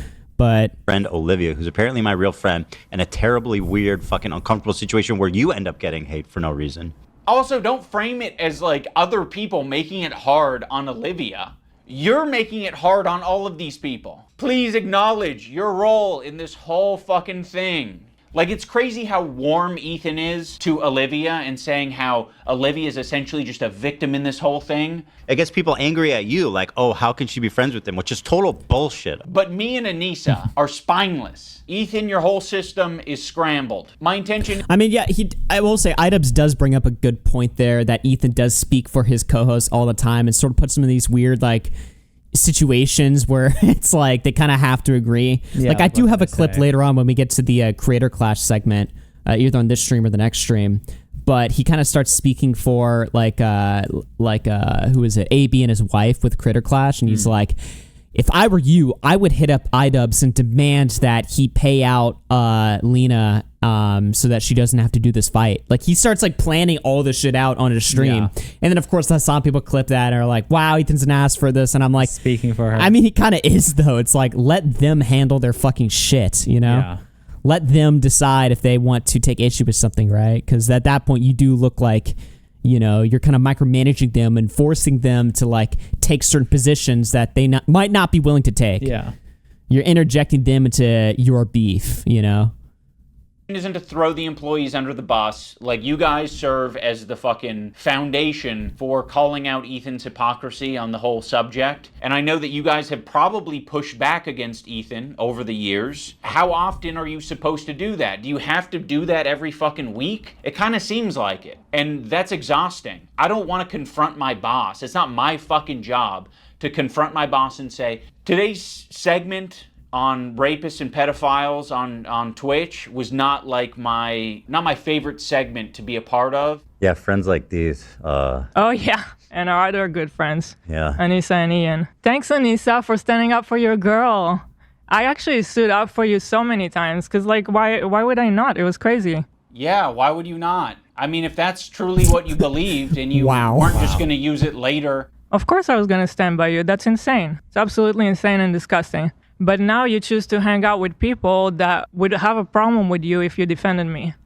I'm not going to assume that Hila knows, but I'll say it for anyone who doesn't know. Anissa is half Lebanese and half Irish. No, she's fucking Half? not. Wait. No, she's half? fucking not. Hold on. Can we fact check that? I think I have like a tweet in here somewhere. She is not half. Dude, what the fuck are we talking about? Wait, hold on. Does somebody have the tweet? I'm trying to pull it up right now. Half. I think she said she was 8%. Pull up the Little Froakie Twitter. I think I literally have your tweet in my docket somewhere, but I have like a million links. Hold on, dude. This is actually worth derailing for this shit. Where is it? Fuck, I don't have it. Damn it. Dude, hold on now. This is actually worth checking out. Froakie, what the fuck is your... Oh, you have it right here? Nice, let's go. Why is it being gay? Dude, what is this shit? I'm actually like 50% Irish. I pee on my... Okay, that's somebody else. 25% Italian and 8% Arab. What the fuck? Dad is from Lebanon, so she is half, even though she is 8% Arab. So now he's gonna play the fucking race card. Okay. I'll say it for anyone who doesn't know. Anissa is half Lebanese and half Thank you for the 20, by the way. Irish. For anyone unfamiliar, the Irish have been on the receiving end of a lot of oppression and genocide. On the part of the Lebanese, they've received a lot of oppression and attacks from the IDF. So Anissa is very well familiar with the propaganda and the shit coming out of Israel. Choosing now, out of all the times, to be like, please defend me. No, we're not gonna... I love his little mocking Israeli accent there. I wish he did more of that. Choosing now, out of all the times, to be like, please defend me. No, we're not gonna fucking defend you. Rudy was saying that Palestinians are taught at 2 years old to kill Americans. Do we have that one? I mean, just the other day, BB fired a really good guy that a lot of people are pissed about. He looked mean. I thought he was mean just because he looked mean. No. It's not. So yes, you caught us. We're not gonna run to your defense when, I don't know, we follow people. We be following. That's one fucked up thing that you can say about Anissa and I is when we're on Twitter, we do be following. Yeah, just like how Froggy Fresh was just, following Sam Hyde, interacting with Sam Hyde. Yet for some reason he couldn't participate in your fucking boxing event because apparently he fucking pissed off Anissa or whatever. It just doesn't make any sense. It's like guilt by association when it's convenient. At that point, just call him Old Man Shekel. Yeah.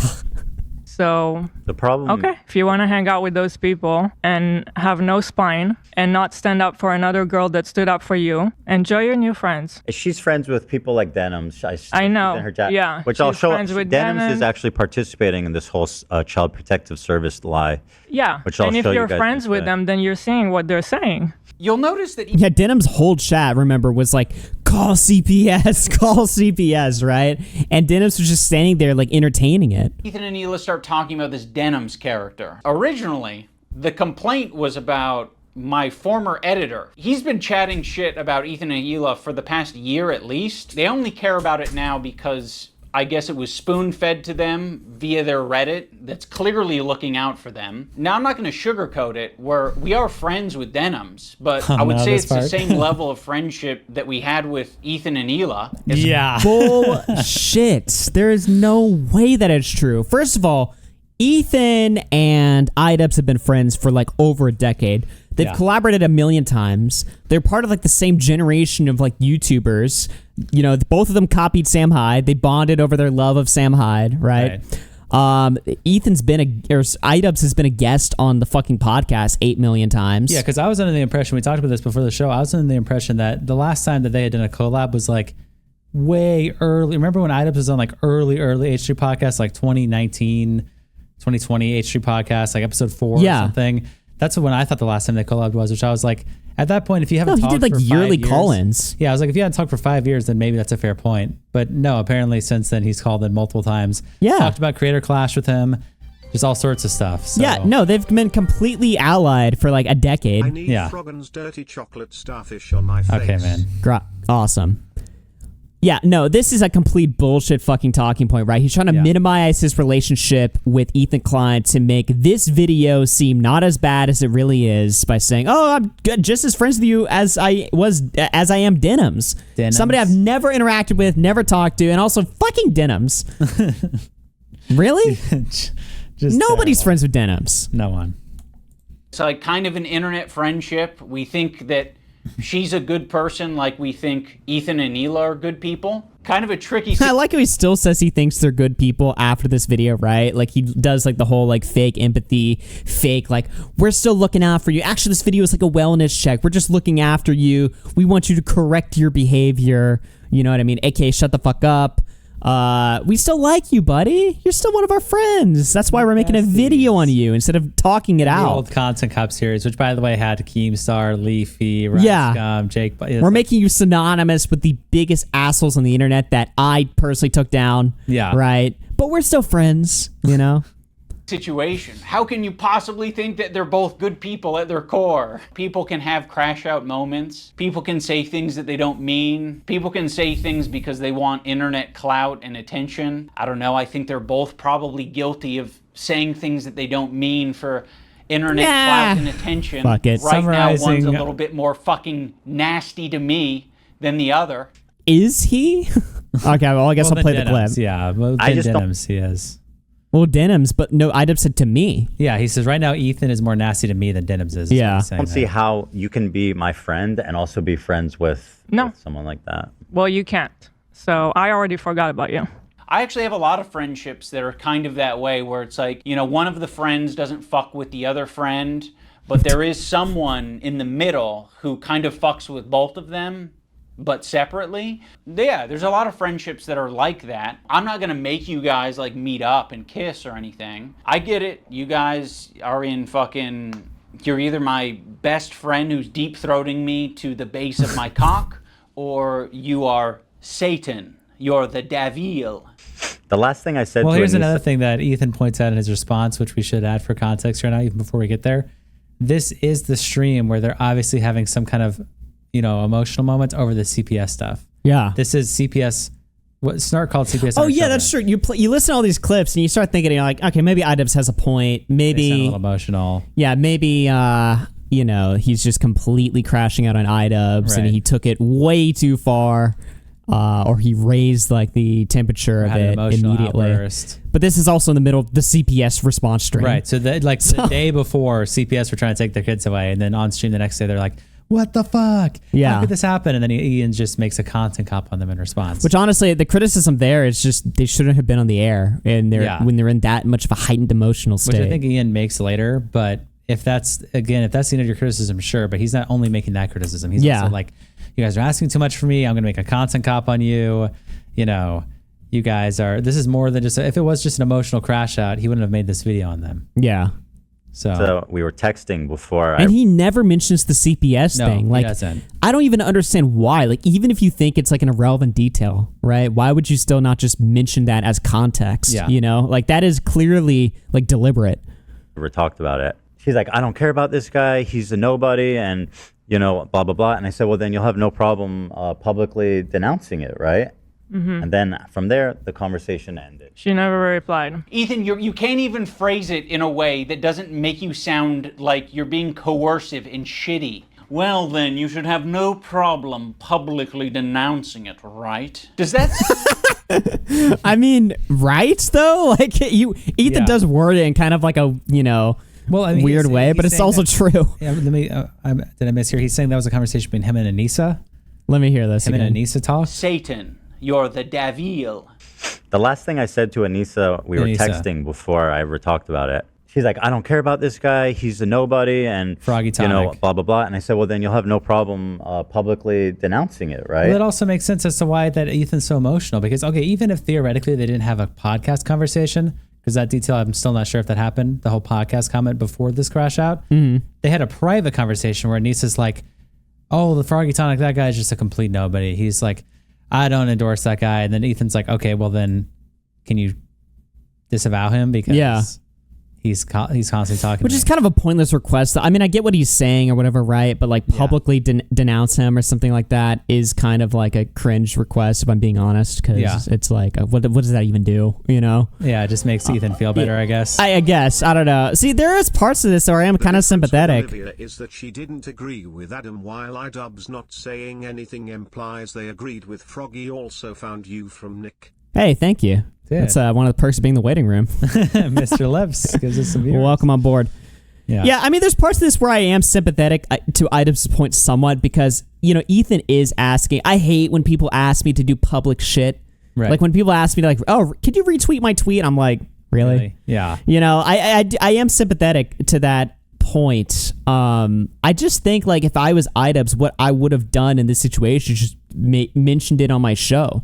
Like, it's kind of like when somebody that I know gets striked on YouTube, I'll mention it. I'll be like, oh, this person got a strike. That sucks. Go support them here. Blah, blah, blah.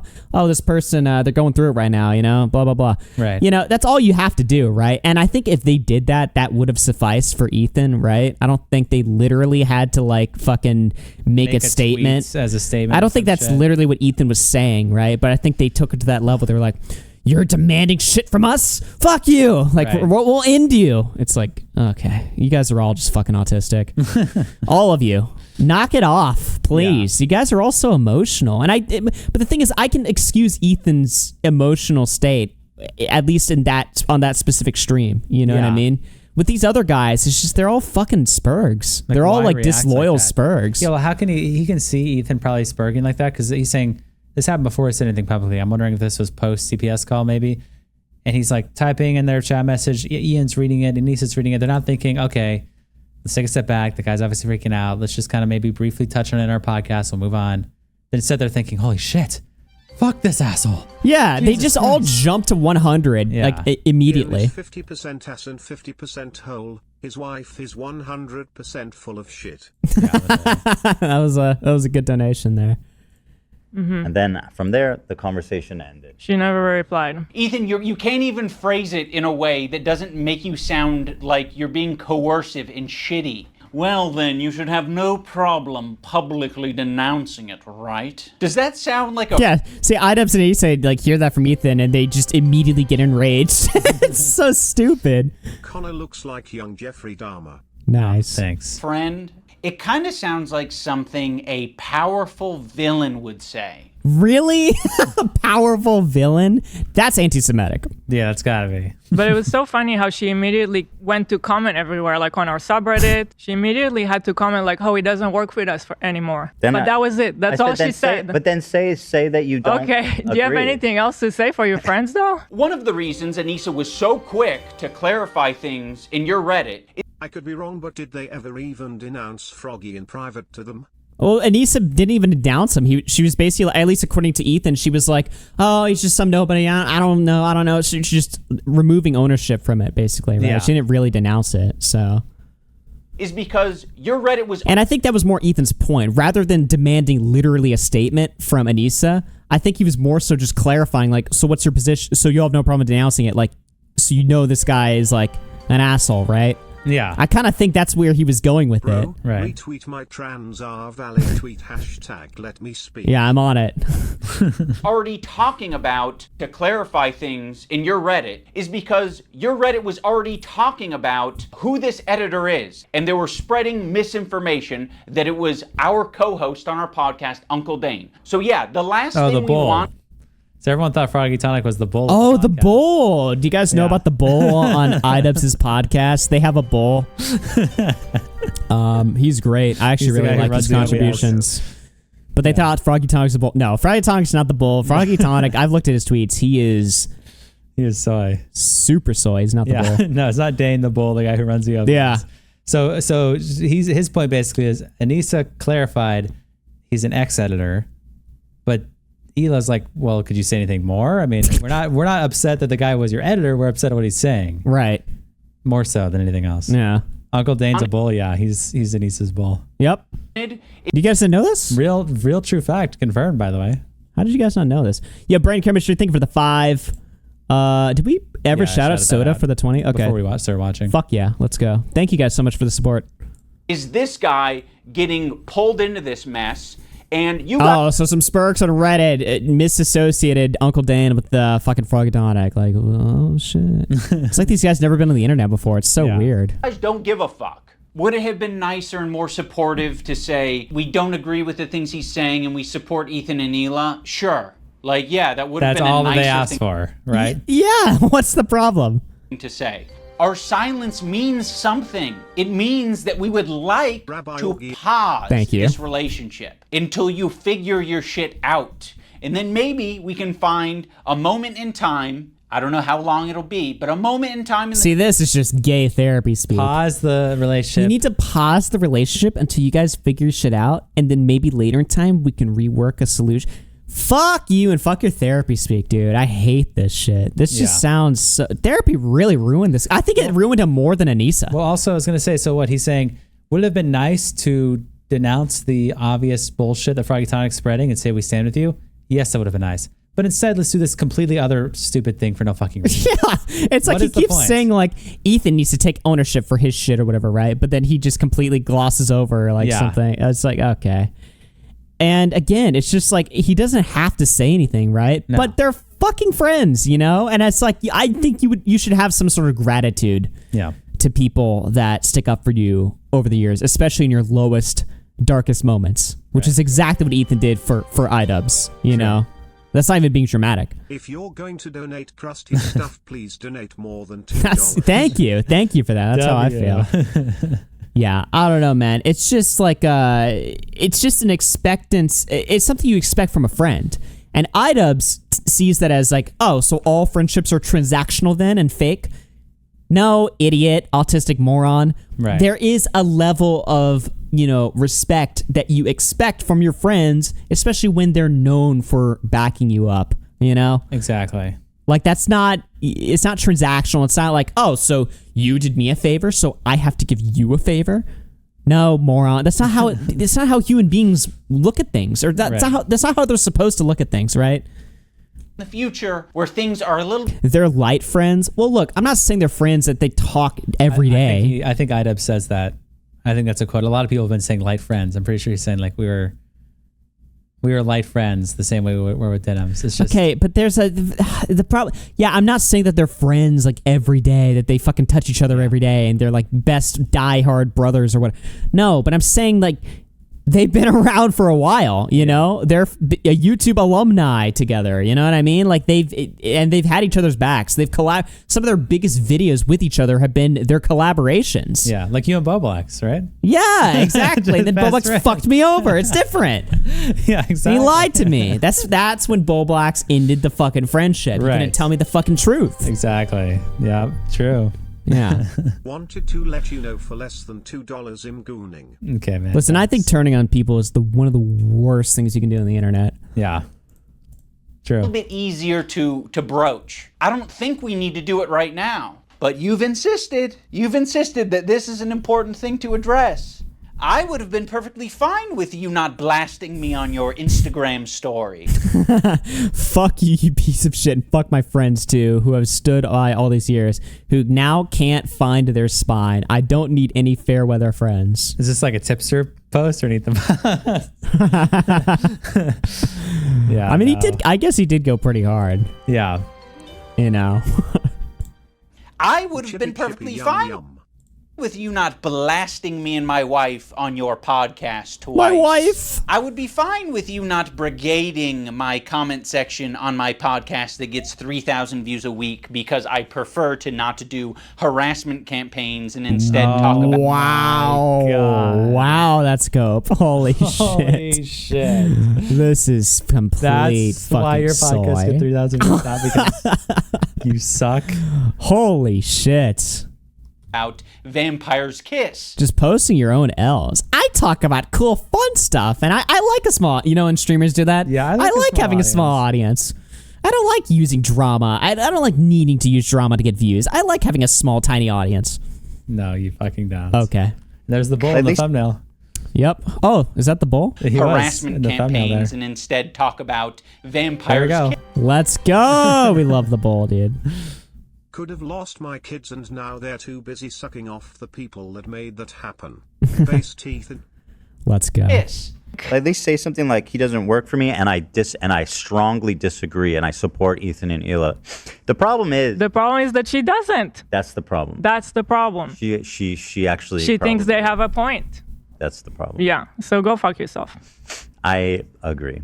Go fuck yourself. What about your girl? This is what I'm talking about. This aggression that you're putting out into the world. What the fuck do you think we're gonna do?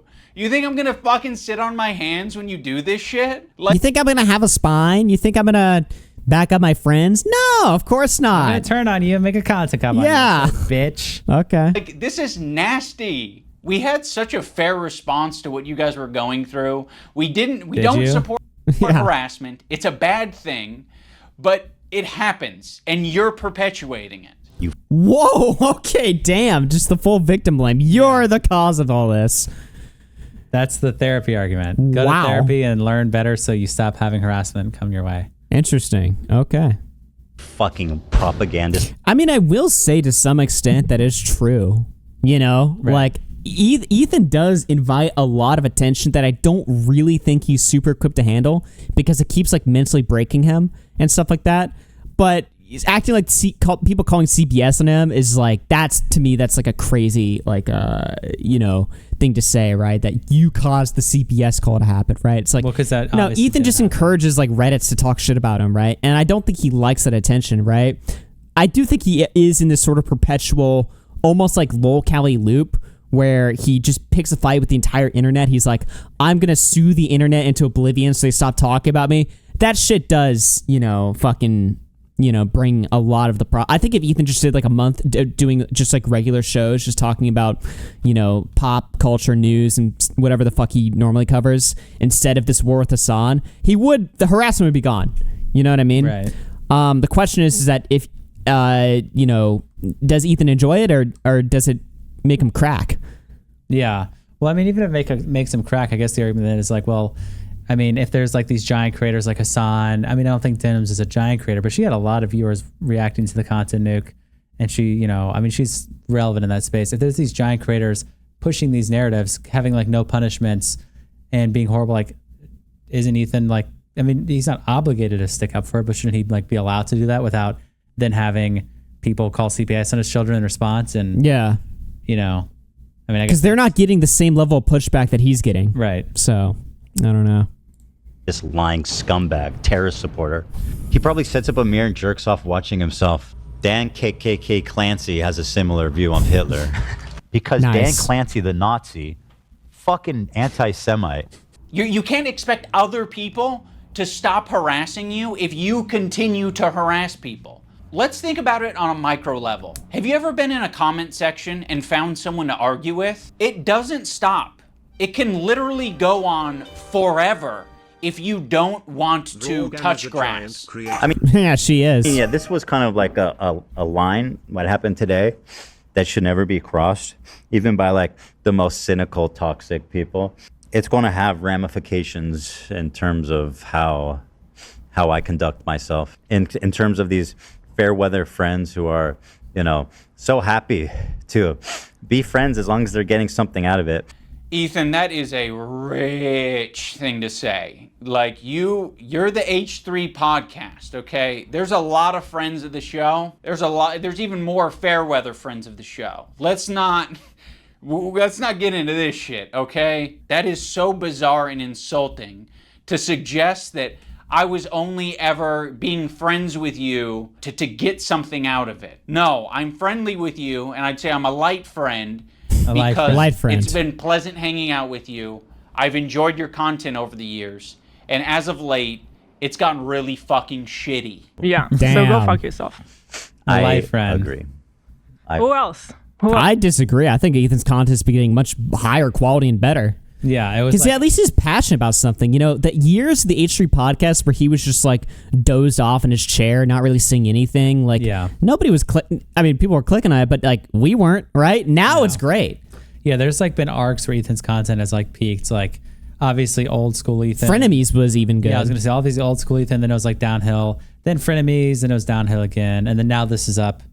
Again. Yeah, it's just when he's passionate about something. It's like when the whole world is against him and he's just like sitting there like raging his chair. It's actually good. And the Trisha podcast, whatever that was called. Frenemies. Oh, that's Frenemies. What was the? Why am I forgetting the Hassan podcast? Leftovers. That one wasn't as good as Leftovers. Sucked ass. Yeah, that one was kind of shit. They just licked each other's balls and we're just like, ugh, conservatives. Look at this clip of Matt Walsh. No, it's like, okay, yeah, this is dog shit content. What else do we want to burn today? Who else do we want to burn today? You're making it so fucking obvious that this is your emotional dumping ground. It's horrible. Okay, nice clip, Shimp. Like taking like who else are we gonna burn today from Gila and being like, all you do in your shows burn people? That's fucked up. Great argument. Yeah. That's not what podcasts are. There was a way to approach. Also, podcasts are definitely emotional dumping grounds, especially daily ones. What? Yeah, absolutely. Just to say, that's where the entertainment comes from. Especially when they have to talk about the CPS calling their children and snark. Yeah. No wonder they're going to be emotional. Yeah, we feel hurt by you guys not saying something. You've decided to do the extra thing and attack. Now, in fairness, I am attacking back, but I feel very insulted and I feel defensive and I feel like I am speaking up for a lot of people who have problems with you and Therapy a lot iDubbbz. of people who have been on the receiving end of your harassment. It's so easy I feel very insulted and I feel very... That's the justification? Well, he's also talking therapy speak. It's like, I feel hurt. This is how I feel. Let me get my thoughts out there. This video is an emotional dumping ground. What are you talking about? The podcast? This is even worse because it's like edited in the form of like a show that's being presented to people. It's not just your daily show where you just go on and talk about your fucking feelings for a few hours. I love how the feelings point was literally immediately after saying emotional dumping. Yeah. Like 1 second after he started talking about his feelings. Your podcast is just an emotional dumping ground where you just are crazy or whatever, right? Anyway, and I know I'm attacking you also, but this is how I feel emotionally. It's like, what it's literally back-to-back points. How? What? How are you that? Bro. This is just wild. Clip Chimp's Hilo about emotional dumping grounds when this entire video is an Yes, emotional it's a dumping back-to-back point. Exactly. It's fucking crazy. Anti-racist. Everybody's anti-racist. Racism is the worst thing in the world, right? We fucking hate racists. Fuck racists. Microaggressions. The minute that they actually have to stick their neck out for somebody, the minute they have to actually risk something to put themselves in under scrutiny, to sacrifice something personally to Every single episode of Ian's podcast is a therapy session. Yeah, you want to talk about that podcast, dude? Bro, I've seen Kino Casino's like coverage of it. It's like some of it, and boy, do they talk about some funny things on there. Yeah, and all about Ethan's feelings and Anissa's feelings. Literally, that's the show. Yeah. You stand up for racism, then all of a sudden it's like, hey, I don't want to get involved. And that's drama. How much do you care? I don't do drama. How much Sorry. do you actually care? Isn't that the whole point? Like, I realize that Ethan They're cooking them here. and Hila are more scared now than they've probably ever been. I feel like anti-Semitism is a thought in their heads now more than ever. And it's not completely unjustified to be thinking about that sometimes. You guys are just... He's telling them how much they're allowed to feel. I know this is on your mind, and you can feel scared for a little bit, maybe. You're doing too much, though. You're stepping out of line, Jew. Dude, he's actually going full skinhead here. This is great. just hurt, and you're kind of like dancing around and making very... Dancing? Oh my God. Dancing around? Just like the Israelis. Oh, that's a little bit sus. Whoa. So skinhead That's a dog whistle. You guys are just hurt, and you're kind of like dancing around and making very like loose, poorly thought out analogies. I half expected to just be like, look, dude, the Holocaust was 80 years ago. All right, get over it at this point. Like, that's what I expect the next sentence to be. For something that doesn't even apply to us. It's like me making this video is the standing up for something, and it's saying... Shout out PPP for taking one for the team and watching the iDubbbz's podcast. Yeah, literally, they're the only people that cover it. Yeah. Isn't that crazy? We got to go back maybe and look at it. Saying, fuck you, you guys are being bad. You know, I don't think you're bad people, but you're being bad. You're behaving poorly. You're hurting people. I mean, go back to the civil rights. You think that the people who are like the white kids who are protesting with the black students, you think that they were just like not risking anything? Those kids who are marching with the black students and... So in Ethan's analogy... nice clip. I love all the out of context clips. They're great. Actual out of context, by the way, Hassan. Chlorine with the 10, the Lib Cuck Variety Hour has commenced. Yes, we love it. I love how every YouTuber is so liberal, dude. Liberals are very funny people. They make great content. He's the black student, and I'm the white student, but I'm the white student that's not, marching by his side. I'm not doing the difficult thing. You're gonna have to march on your own, black student. Marching with the... All right, somebody clip that. Can we make that the donation sound? March on your own, black student. Whoa. Black students and... I mean, why is it inspiring? Why is it inspiring? Well, and it's the same thing. So this is just Ethan comparing himself to MLK, or am I getting clip shanked? That's what he's saying. That's a which is stupid... so dude, soy. why does Ethan say shit like this? Oh, it's because it's live. soy. Yeah. Bro, why? Where was Dan? Oh, here's one thing I want to ask. Every clip that he's played, where the fuck is Dan? Dan needs to tard wrangle. Because usually when Ethan says like stupid soy shit or just like crazy shit, Dan will be there and be like, hold on, let's be reasonable here. Why is Dan in... He picked like the one episode they did where Dan was sick and he just got all of his clips from that episode. Yeah, He's where like, just Ethan just rambling. Hila's there too because both of them are emotional because they both dealt with the situation simultaneously. So Hila can't even tard wrangle them. Both of them are just like freaking out and Hila used to be the Dan on the first H3 podcast. Like that was like the meme back in the day, right? Like Ethan would say like the N-word 10,000 times, and then Hila would be like, let's just say it a couple times. She used to be the Dan, but then she fucking had too many moments herself. So then they brought Dan in, but they make the one episode where Dan's not there. It's like, dude, anytime H3 podcast goes live and Dan's not there, Hassan is clapping. Hassan's like, yes, we get so many fucking clips. Yeah. Thing to bring it back to Hassan just because, but it kind of is the same thing. Like I was thinking about going to Gaza until I found out it's dangerous. He's a total performative activist that doesn't give a single fuck about the cause. It's been performed exquisitely, harassing one person and seamlessly transitioning into harassing another one. If anyone's been watching for the past fucking year, I'm pretty sure they have a good idea of your feelings about Hassan. Like people like Anissa are the perfect example because she's friends with these people. She's friends with Denims. Denims is streaming this story about our kid I'll show that, getting Giarda from the dog, whatever. I'm sorry. Can someone make Ian shut up already? Please, this video sucks. About our I'll kid show that, yeah. getting Giarda from the dog, whatever.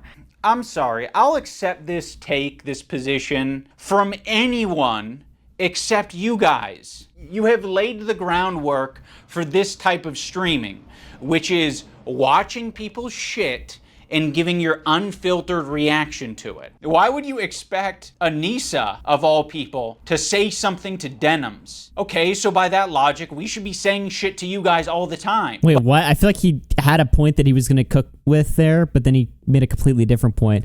I thought he was going to say something like, you guys call Dan Clancy a pedophile, you guys like say insane shit about people, you guys make wild fucking rumors and jokes about people. I mean, half the shit they said about Keemstar was fucking deranged, right? So therefore, you should expect that same standard to be applied to you when people come up with crazy conspiracy theories like, you know, your dog shits all over the floor and your kids eat the shit and then they get sick. Or Denim's live reacts to Bad and Panada, who is more of a crazy person, and she's just like, damn, really? Right. That's what I thought the point was going to be, which actually would have been a point that I agreed with because that is true. You know, they Ethan does say unhinged things in his podcast. They do just unload on people sometimes, and it is bullshit, a lot of it, right? So... But he didn't make that point. Instead, he's like, you guys do react content. Well, here's my question. Like, okay, so obviously I think H3's argument is, well, Denim's doing this was very shortly before CPS actually called all my kids, so there's a direct consequence. Yeah. I'll let this go first. Ian looks like someone who will fist fight someone for a $10 Funko Pop. But what Ethan does to Dan Clancy, there's like no consequence to that. But then I'd be like, well how do you know that, though? I was going to say, what if Dan Clancy got like fired or something? What if he got swatted? Swatted or fired? Like, you're on the podcast, you're like, Dan Clancy's a pedophile Nazi, by the way. Loses his job. What if somebody like killed him or something because they're like, he's a pedophile, you know? Right. And so then it's like, well, Ethan is just as responsible for that. Or is it just because Ethan got lucky and all the crazy shit he said hasn't resulted in the same level of CPS call? Yeah. So therefore he's fine, but Denims is actually bad. We're making a better content cop on Ethan than iDubbbz. Yeah, actually though. Because there is legitimate points. I just want somebody to make like a good Ethan Klein video. The problem is that when I watch an Ethan Klein video, it's way too much politics and less focus on the real points. You know what I mean? And Ethan is not perfect in this situation, you know? The commentary community is very, very pro-Ethan. I'm like more pro-Ethan than Hassan, obviously. And I mean, this content cop sucks. Like, he's made a lot of shitty points against Ethan.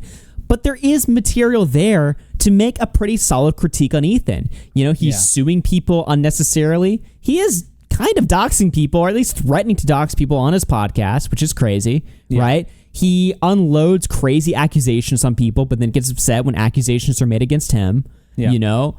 And if iDubbbz made the point just now that I thought he was going to make, that would have been a good point, that, you know, Ethan does kind of set the standard for like the level of toxicity that exists in this fucking environment. But yeah, I mean, he has emotional moments, the whole Philly D call.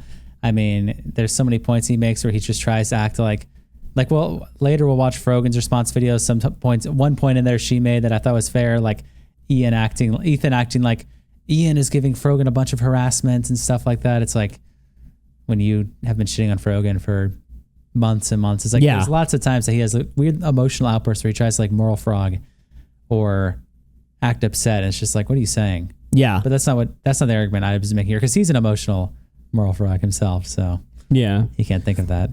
Redhead Jedi with the 5 says, Ian looks like someone who will fist fight someone for a $10 Funko Pop. Yeah. For his wife. Ugh.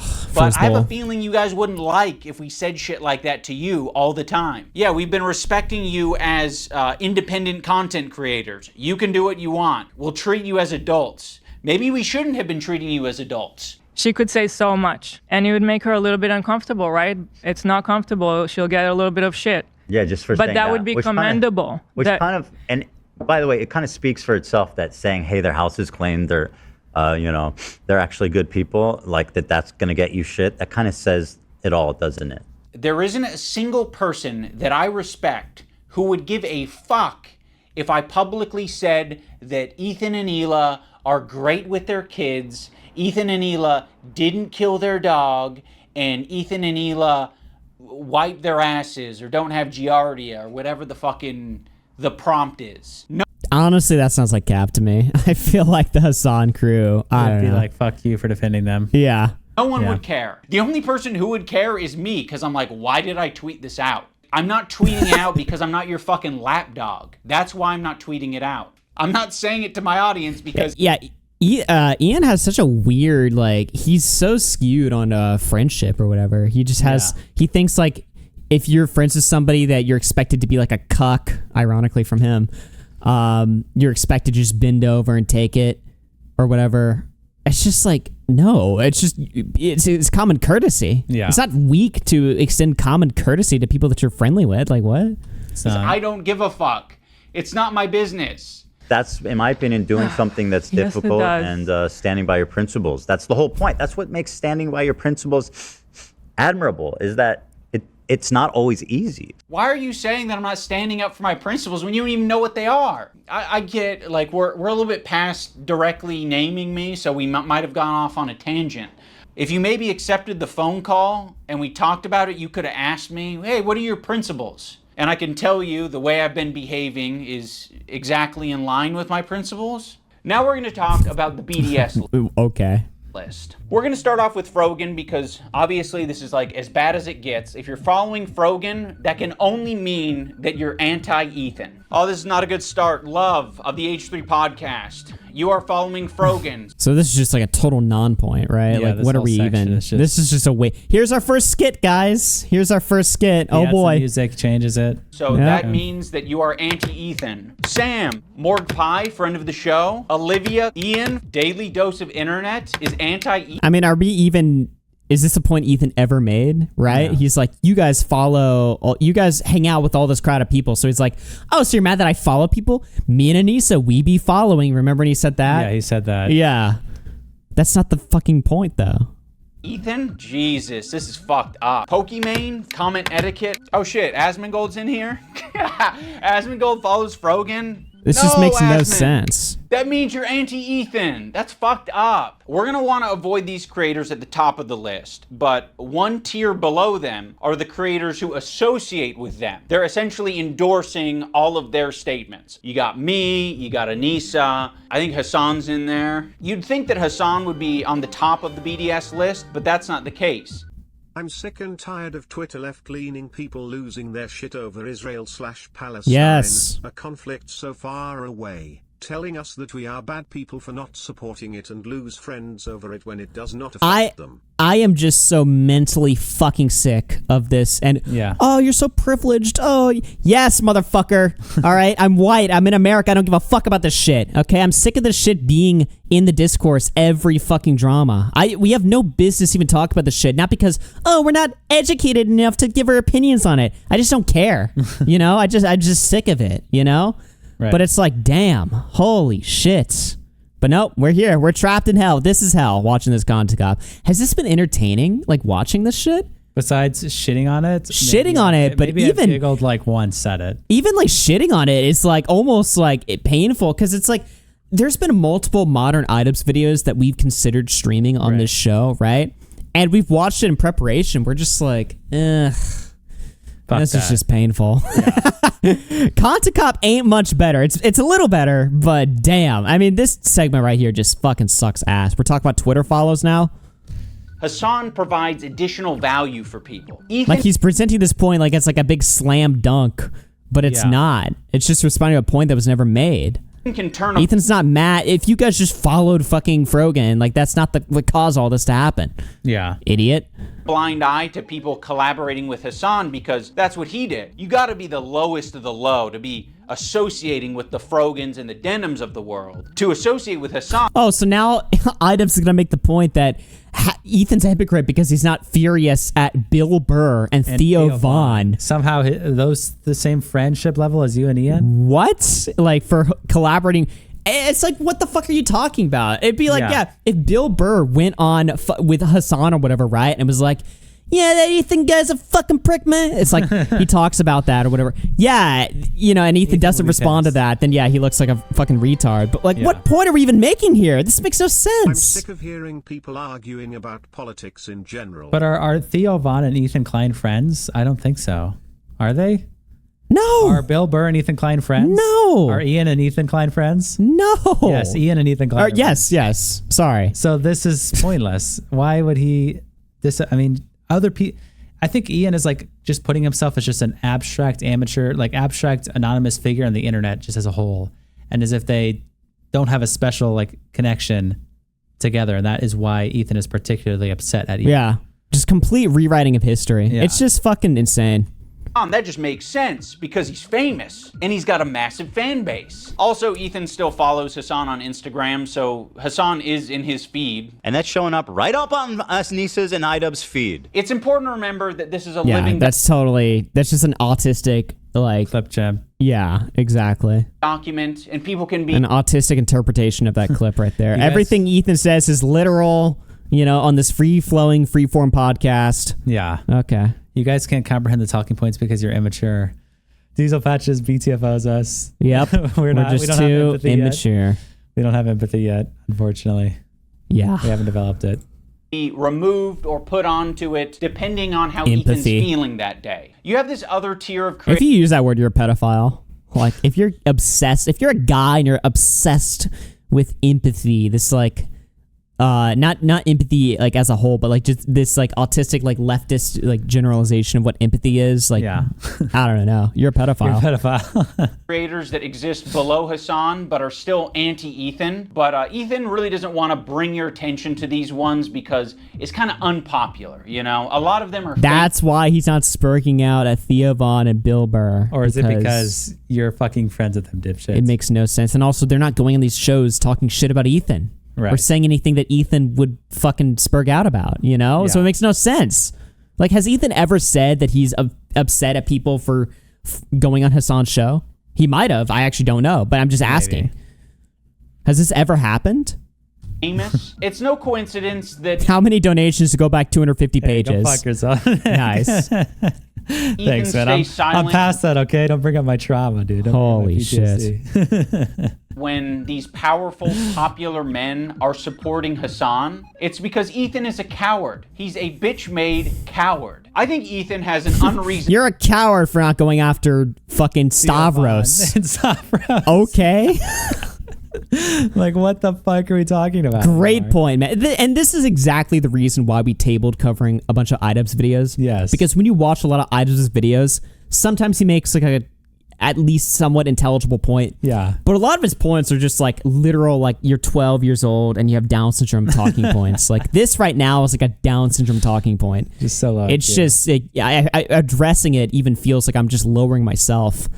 reasonable amount of respect for these comedians because they have power, they're quick, and I think he knows that they don't fuck with his ideology. But yeah, because Ethan has never gone after somebody bigger than him before. That's never fucking happened. No. He's never gone after Shane Dawson. He's never gone after all these other fucking people that he used to have on his show and actually did, you know. Ethan's never gone after somebody bigger than him before. No. He only goes after Hassan and Frogan. That's it. That's the talking point, right? But he's going to keep that to himself. Ethan doesn't just constantly shit on all kinds of like celebrities, right wing and left wing or whatever. Obviously, a lot of right wing people, but Theo Von's like a right wing comedian, right? Yeah. Ethan shat on, Matt Walsh and Steven Crowder and people like that, people that are much bigger than Ethan, right? So what's the talking point here?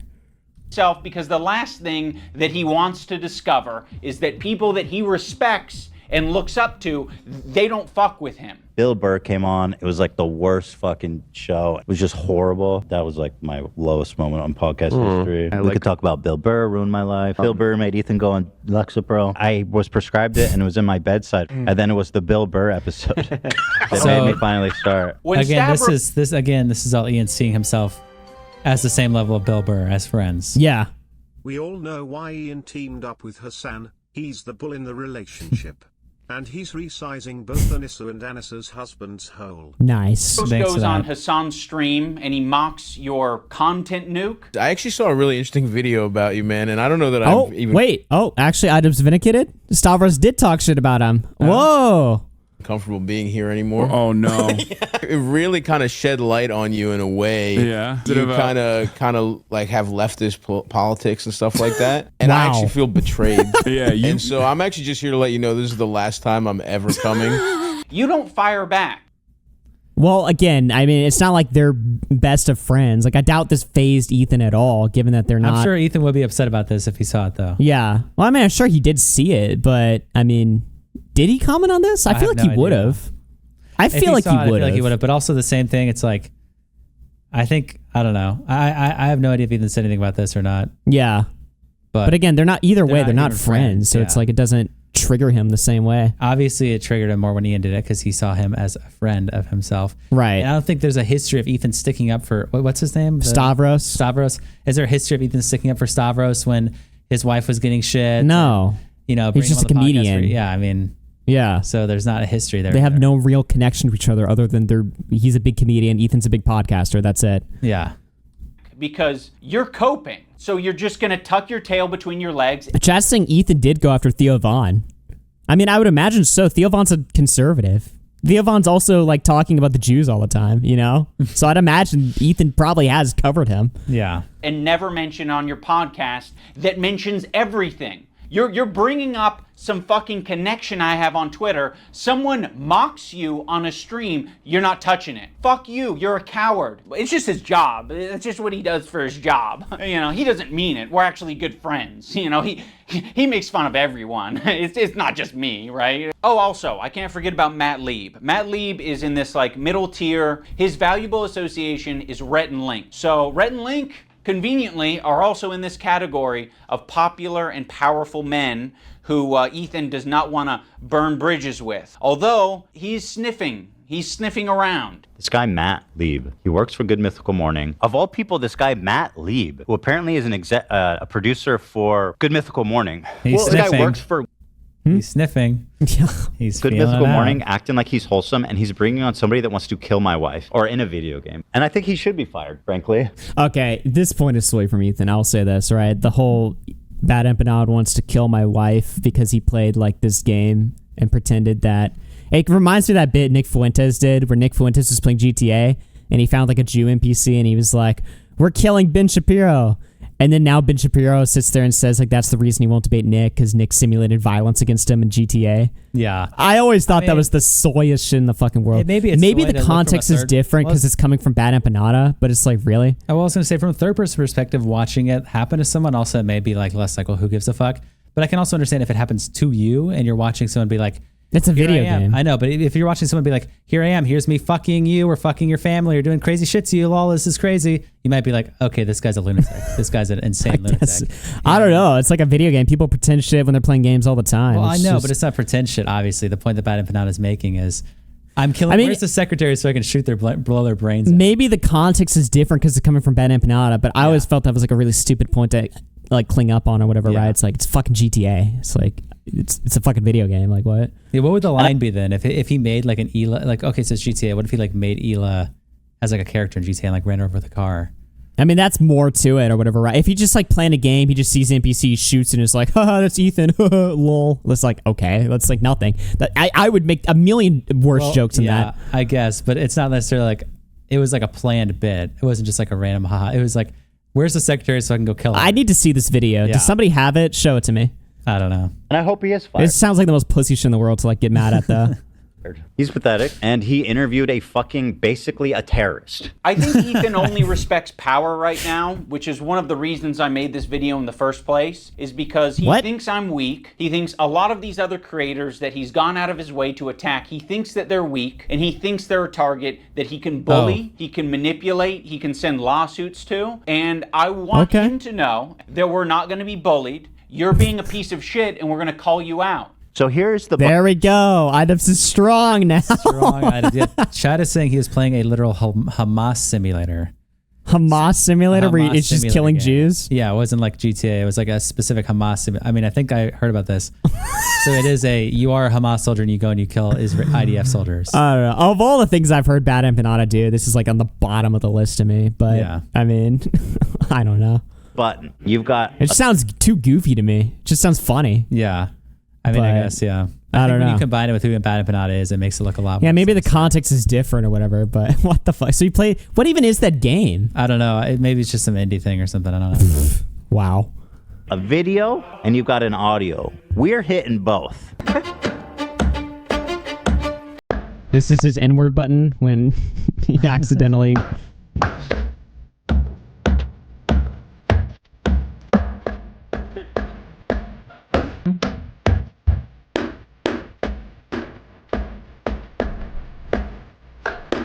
No, I thought this was a good bit.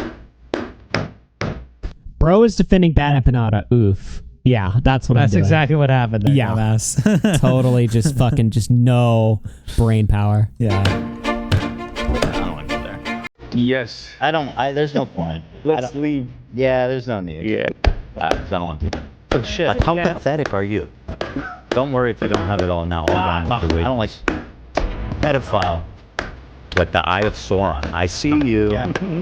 I see you out there, you fucking cockroach. You can be living with your parents for a lot longer, buddy. Yes, please. I want to be a good deal. I'm a good Jew, please, guys, please. No. Yeah, I don't think it was that. That was fine. Big a deal. All right, that was a good bit. Yeah, you know? you highlighted and compiled all the button presses. That's pretty good, you know? Yep. Good transition. Now let's see the point he makes. Of all the things that Anywho. it always surprises me what you think crosses the line. Well, I looked at Olivia and she's like, yes, do it. And so this whole bit, yeah, who was it that made fun of Ethan's button first and how often he presses it? But they made like a serious point. They were like, if you have to even press the button, Was you're a it loser. That woman, the fat woman with the glasses, is that who made the point?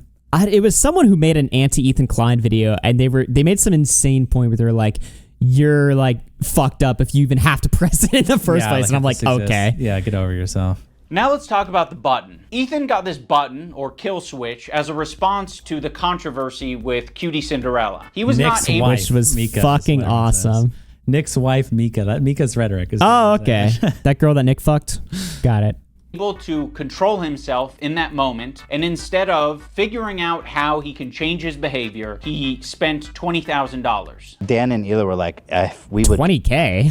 What? kill button that right now if we could. I can't change who I am. I know. That's why the kill button is on its way. That's it. See, exactly. He uses the button for everything. If his jokes don't land, he's hitting the button. It was being presented as if the Jordan crying thing. I hit the button. Why? I don't think I needed to, but you guys were giving me crickets, so I panicked. If he's insecure about Okay, come on, dude. That's man. a fucking. Fuck you. He's fucking around. Come on. getting something wrong, he's hitting the button. But okay. What? Button for that? What on this frame could Ethan have responded to? Perhaps the country flag that he got wrong? Maybe. I don't know. If he goes on a problematic tirade, he's hitting the button. Before, look how sad. But yeah, it's not just that. Like their eyes are like big. Whoa, whoa, whoa, whoa. Look how sad and thin their eyes What look. the fuck is this clip? I've never seen this one before. He's just looking at a bunch of Asian people's eyes and shitting. Wow. Or look how sad. But yeah, it's not just that. Like their eyes are like big. I feel like you should hit the button before. Yeah, he was late to like that. way before. What? I think you guys are wrong on this one. I think you guys are all wrong on this one. I don't think he's unique in hitting the button. I think if all of us had buttons, we'd hit the button all the time. But if you don't have it, you operate differently. You think about what you're saying. You maybe plan Shut for up. Shut the fuck up. Why does everyone get so hung up with this damn button? I know, it doesn't make any sense. And also this asshole who just does only pre-recorded videos and shit and Yeah, pre-recorded you don't podcasts. do a 4-hour daily show. Yeah. Like, what do you mean? Like, you have the ability, you have the button. It's called editing. Yes, You have the fucking button. What are you talking about? You can tell the bull, actually cut that out. That is your button. Yes. And you tell the bull to cut it out. your show a little bit more. You maybe say, I'm not going to have my podcast be an emotional dumping ground for today. You instead say, ooh, it's important that we stay on topic. Also, the This is just a pointless critique from somebody that doesn't even make the same content. H3 community and Ethan himself use the phrase goblin mode all the time to excuse a lot of his shitty behavior or make it seem less bad. I've been diagnosed with goblin mode, actually. By claiming that what happens is he just gets into this like uncontrolled state he refers to as goblin mode. I do not call myself goblin mode. Yeah. Oh, yeah. That's what you did. Goblin mode? Is that what you're calling Tourette's now? To all victims of goblin mode, I would like to issue an apology. Well, you got goblin mode today. You're goblin mode. Look how many times you paused. I'm trying, bro. And I don't think there's no room for using the term goblin mode. I like the idea that you're defending yourself and the little guy by going goblin mode when a big corporation or a big entity is trying to attack you. Like so, if you fuck. Sometimes he goes off. Goblin mode just go off, right? So sometimes Ethan goes off, and it's okay when you go off on my pre-selected approved targets, but when you go off on Hassan, that's a problem. Yeah. Okay. Again, another pointless critique. This is like actually like the weakest section of the whole video so far. You know. Fuck me over, if you steal money from me, if you patronize me, if you do any of this shit like you're trying to do to me, to treat me like a fucking idiot, I'm crazy, dude. I've gone fucking goblin mode over way less. But you not thinking about what you're saying, not, reflecting on your behavior, not changing your behavior. Dude, what is this bullshit, man? It's just nonstop therapy. That's not goblin mode. That's being a child. Let's talk about the crew. That's not a goblin mode. That's being a child. Boom. Mic drop. Owned. I think the crew has been put in the worst working environment that you possibly... Oh my God, he's going to say that Ethan's an abusive boss now? I think so. Yes, please. Let's hear this great point.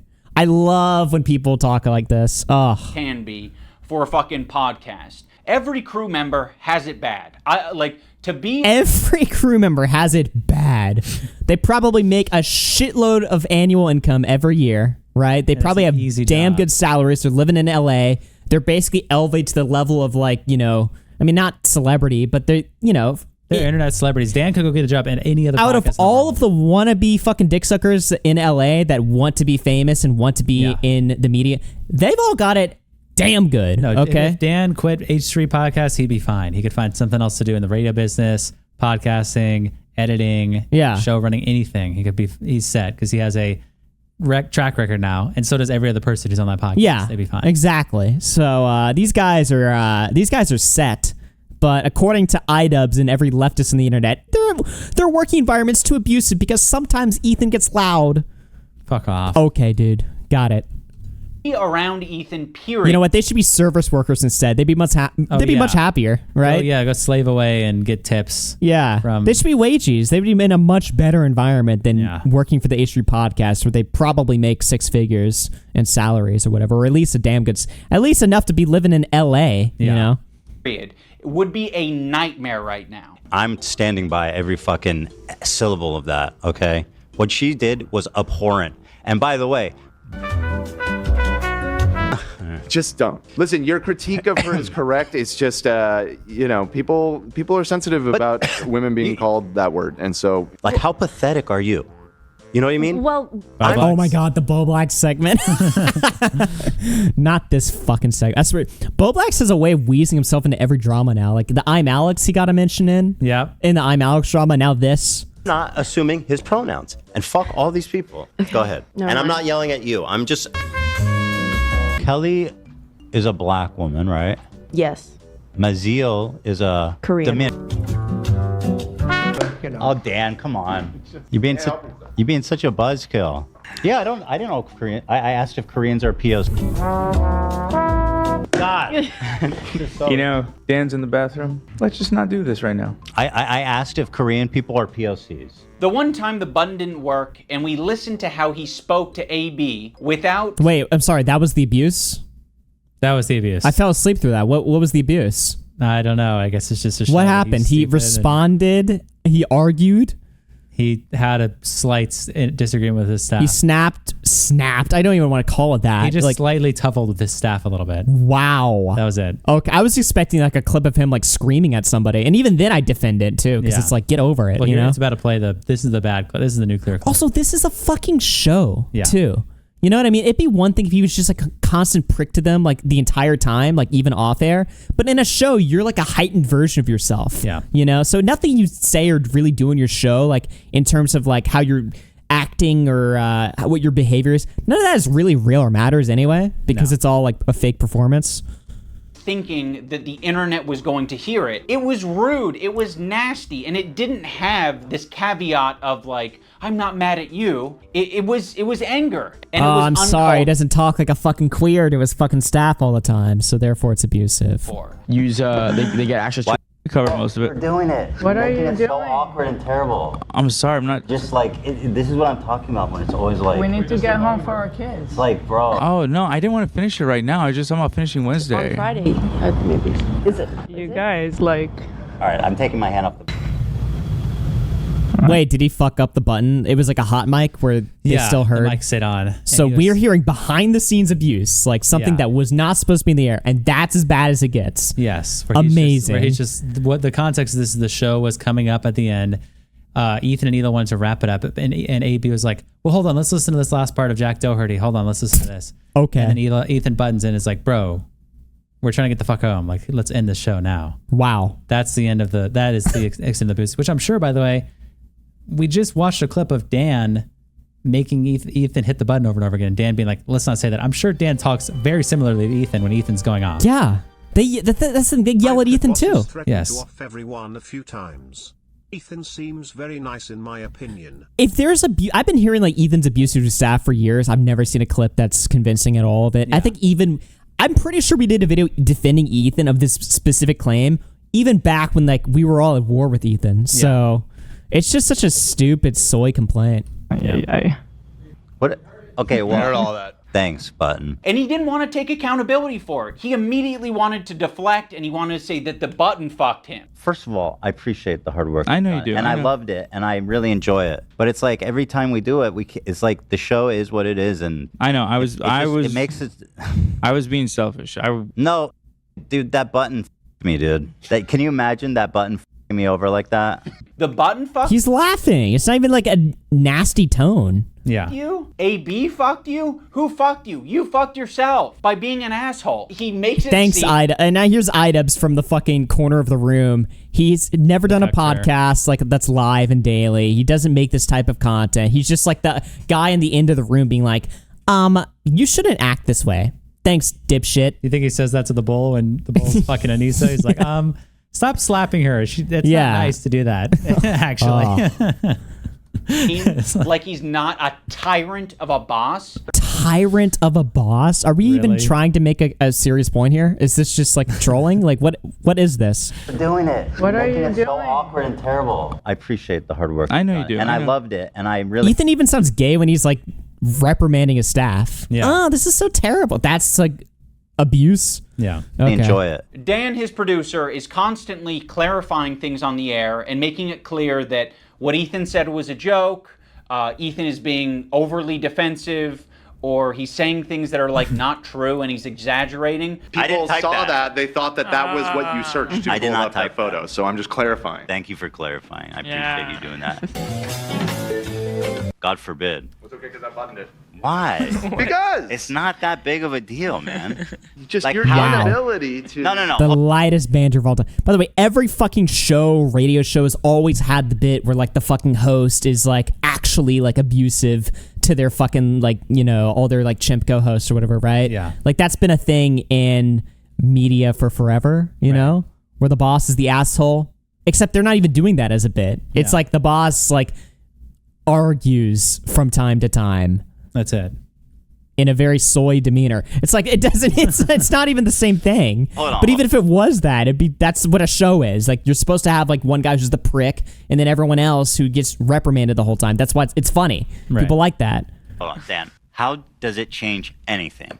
People knowing that we did it. It's fun when it's a surprise. Okay, well, you just asked how it changed surprise things. them on your show. Okay, all right. I understand. Dan's being more abusive to Ethan in this clip than Ethan's being abusive to Dan. Dan's the one raising his voice. Understand that that's his role, and he's, Ethan's made that his job, or Dan's made it his job. Ethan leans on it so heavily. In the same way that he Welcome to every show. leans on the button. Ethan is leaning on all of these people to be adults and look after his behavior and give all of this emotional and you're so empathetic autistic. energy This is for Ethan. You have autism. You have also, by the way, their fucking job. Hello? They're getting paid to do this? Yes. They're getting paid. He's acting like he's a bad friend, bro. He's acting like all the co-hosts are like slaves. Yeah, well, another thing, they're getting paid a salary. Ethan is demanding that they manage him. Yes. You can't pay someone to look what out they for you. do. That's their fucking job as a Yes. co-host, right? What's the like? They can quit. You think they're like forced to be there? Ethan is forcing Dan to get on a mic and talk occasionally on the show. Yes. Yeah. No shit, dude. What the fuck? But Ethan refuses to give it back to them. Also, let's talk about AB and Lena. By the way, do you see how much better this video got? As soon as we got through like the 30-40 minute slog of politics, notice how much more fun this video is to rip on. Now it's good. Have you guys noticed that in the chat? The energy's all up now? Yes, we're not talking about fucking Palestine anymore. Thank God. 2 Lebanese employees, and you just continue to talk about the conflict like they don't exist. It would be nicer, a lot nicer, for you to shut the fuck up about it. You're allowed to do that. Hezbollah in And I talked too soon. Great. Okay. in Syria alone killed double that much. All right, I'm going to move on. I just want to play Hassan talking about bad empanada. Ethan doesn't want to change, and he wants to bring the entire crew down with him because he's putting them in this position every day, right? But it's more important that he gets this shit off his chest. It's more important that he dumps. We're all familiar with Goblin Mode. Well, Ethan debuted a new mode recently. And by the way, my ratio is pretty good. Like Is I'm this looking recently? He's fat as fuck. This clip. looks This like has 2 to be years from like, ago. 2-3 years ago. Recently he did this. Shows a clip from 3 years ago. Okay. like 20 goblin modes to one too far. Demon mode, let's call it. Recent. What makes Demon Mode different than Goblin Mode is goblins aren't really like an intimidating, powerful force. If the goblin is persistent, it can get what it wants. When I'm done with the other one, the big one that's dropping probably next week, my full attention is going to you, George. Like the Eye of Sauron. I see you. I see you out there, you fucking cockroach. Ethan, the reason the internet got behind you when you were being sued by Matt Haas or when you were being sued by Ryan Kavanaugh is because people saw you as the underdog. They saw you as the guy who's defending the common man. I'm suing and I cannot. So now, notice how he plays Ethan's old theme there. So iDubbbz is like appealing to this like nostalgia, this like distorted version of the past to say that now Ethan's the thing that he sought out to destroy, right? That is fucking deceptive editing right there. Terrible. Wait. Like, the clip right before that is Ethan saying, all of my attention's going to you, bad empanada. How dare Ethan do that? Whoa, he's going after bad empanada? That sucks. Okay. For you guys to read it. At the moment, we are writing 3 complaints for 3 people. You are doing the classic rich asshole thing. You have a deficit of friends, you have a surplus of enemies. You feel really bad, you feel hurt, but you also have a surplus of money. So what can you do? You can use that money to bully and intimidate people. These public legal threats that— The classic asshole rich thing, by the way. I like how he fucking lays that all out like he's fucking 12. Classic rich. To fellow creators, these legal threats that you're making to people on Reddit, on Twitter. You're like, that part I'm is hurt. fucking, I agree with iDubbbz on that point. Yeah, like just suing random fucking Twitter accounts or even like people in the fucking subreddit. That's completely stupid. Even the Noah Samson lawsuit, I'm kind of against.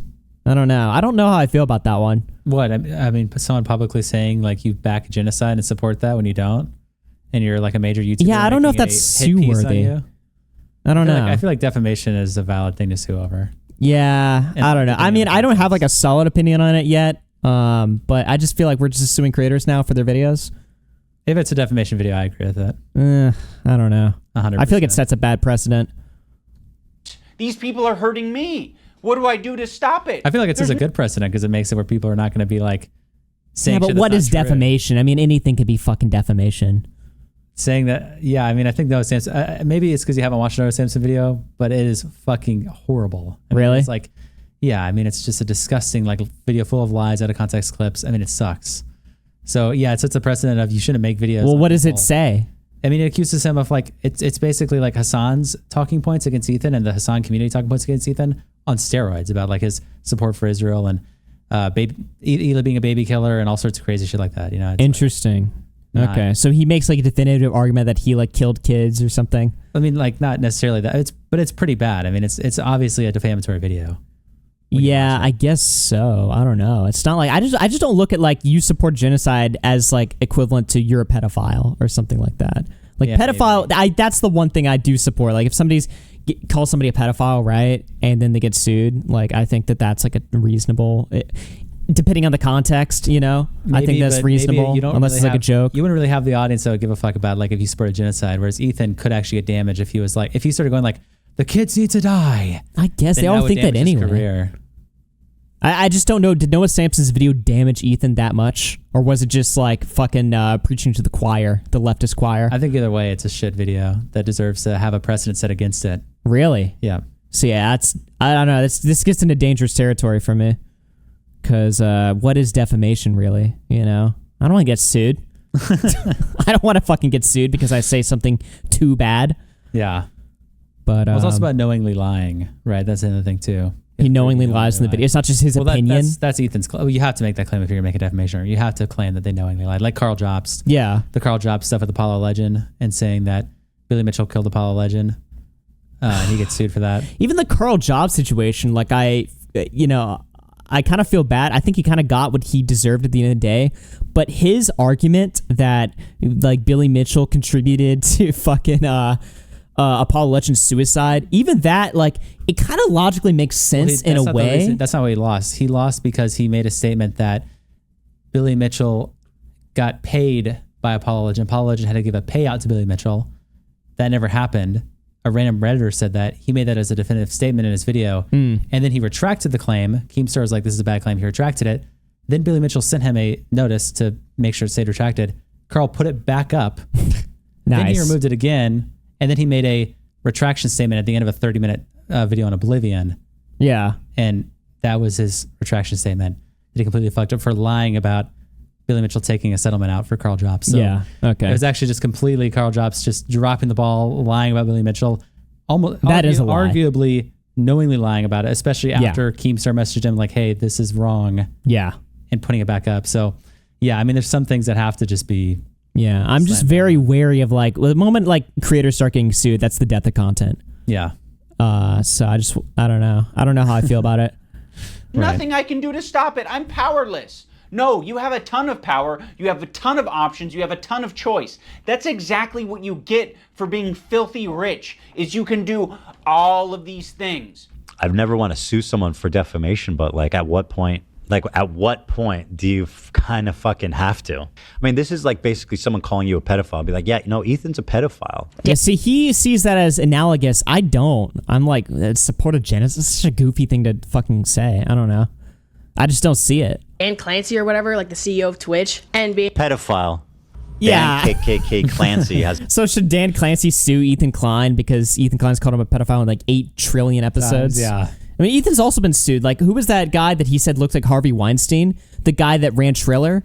Who Ethan pirated his fucking Jake Paul fight from? I can't remember his name, but I know who you're talking about. Yeah, Ethan went. You want to talk about harassment? That was some of the like. That was one of the, like the most intensive harassment campaigns I've ever seen. Where Ethan made like a website. Ryan Kavanaugh looks like HarveyWeinstein.com, and he like edited. He had like his fans edit the fucking Wikipedia page of Ryan Kavanaugh to say that he's like a associate of Harvey Weinstein. Yeah, that was like insane fucking harassment. That was from like 3 years ago. Yeah. So yeah, that's why see stuff like that is why I'm always hesitant to support Ethan Klein. Like I'll look at the arguments and I'll see like is what he's saying true or not. And for the most part, recently I think he's been true.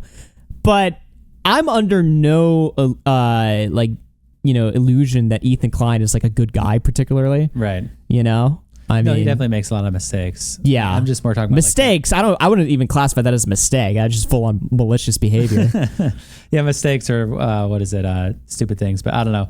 I'm more talking about like just the objective argument. I agree objectively on like people making slanderous videos or lying. I'm fine with them getting sued. I don't really care about that. It doesn't bother me at least.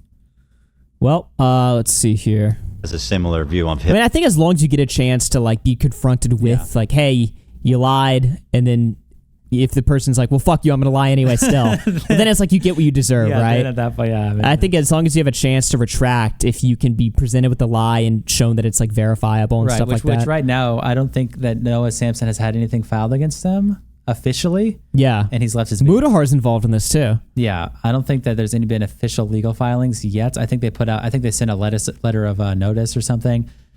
So Noah's has plenty of opportunity to retract right now. Mm-hmm. Anything that could be a lie. Hitler. Nice pause. Nice. Hitler. Immediately after he said PDF, okay, well, maybe not. Yeah. Let's go back. And be Pedophile. Dan KKK Clancy has a similar view of Hitler. Because Dan Clancy, the Nazi, fucking anti-Semite. There are certain things you can accuse people of that rise above to make it like actionable, which is like wrongfully accusing someone of being a pedophile, a sex criminal, a murderer, shit like that. Dan Clancy Online. now, in other words, he is a pedophile. You have so much less to go off of saying that Oh than no, anybody I'm has just saying about based Dream. on his looks. Just based on his Well, at least you're self-aware. That's 100% a joke. I have no evidence to conclude that he is. Okay, are we really actually mad at that? Yeah, No. I mean, it is a good joke. It is a Calling good somebody, that's why I'm so against these lawsuits. Calling somebody a pedophile feels Okay, good. Yes, but that's not what It Noah feels Samson good to call somebody a fucking pedophile, especially when they're not. It feels so good. Especially when you're just pulling out of your ass and just lying. It's Yeah. fun. Yeah. Right? Notable legal threats that Ethan has sent out recently is against Noah Samson. I have nothing but vibes to gain, and potentially your money as well. Don't worry if you don't have it all now. I'll garnish your wages. You're going to be living with your parents for a lot longer, buddy. 26, you know what I mean? Try 46. Noah made a video that was critical of Ethan and other content creators when they're talking about Israel and Palestine. I mean, the way he's talking about Noah on his podcast is so fucking creepy and weird. Is this a new thing? This is a new thing. This happened during the show.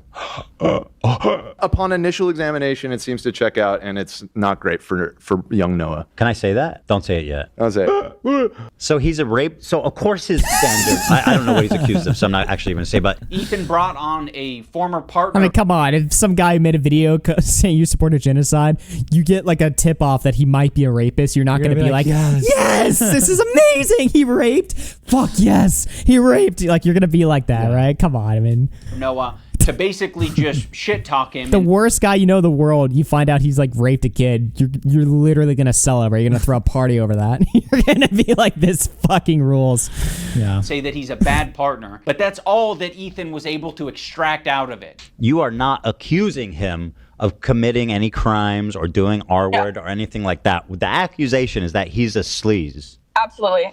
No Yeah. offense. They did jump the gun with this one, I will say. Like, because they were kind of hyping up, like, Noah's ex is coming on the show. Remember that? They were like, I don't know if they outright said they were like, he's a rapist, we have the proof or something like that, but they strongly insinuated that they had like a huge smoking gun against them. And in reality, it's just some salty bitch that he fucked. That's like, maybe she has something to say that's valuable or not, but it's not like the level of crime that it was advertised as initially. Yeah. They really did jump on that pretty quickly. Or maybe they just did that intentionally just to scare him. I don't know. Just freak him out a little.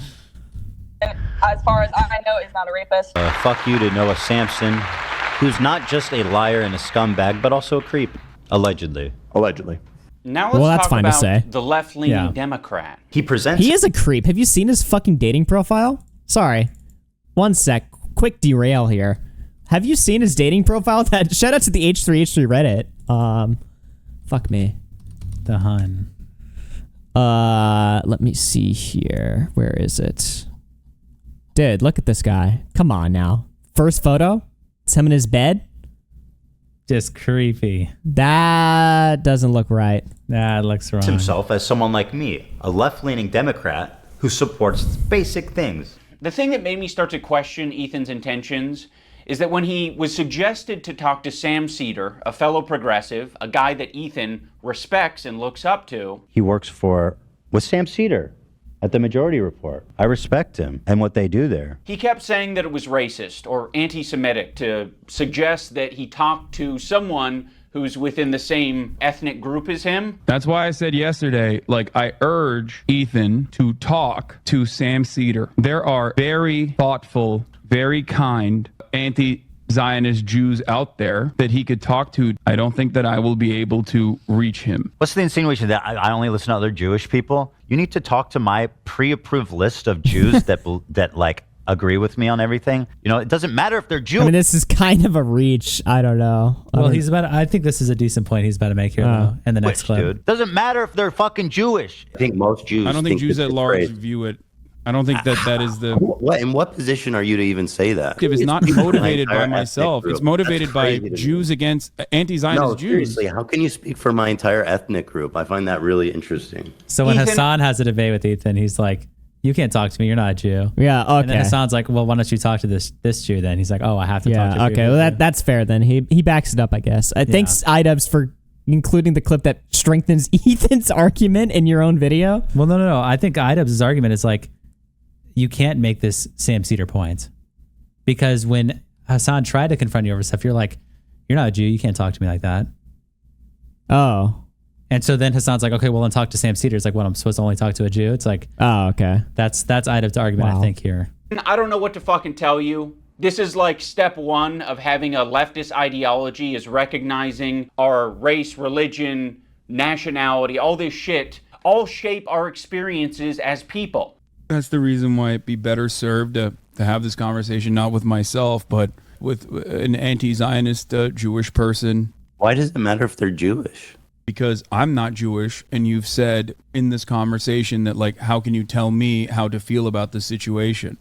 Yeah, but how is one person a representative of Jews at large? I'm just telling you how Jewish people around the world interpret that phrase. All right. So, yes. Kind of got him there, I guess. Yeah. I mean, that's, and people in chat are saying, what was it? I lost it.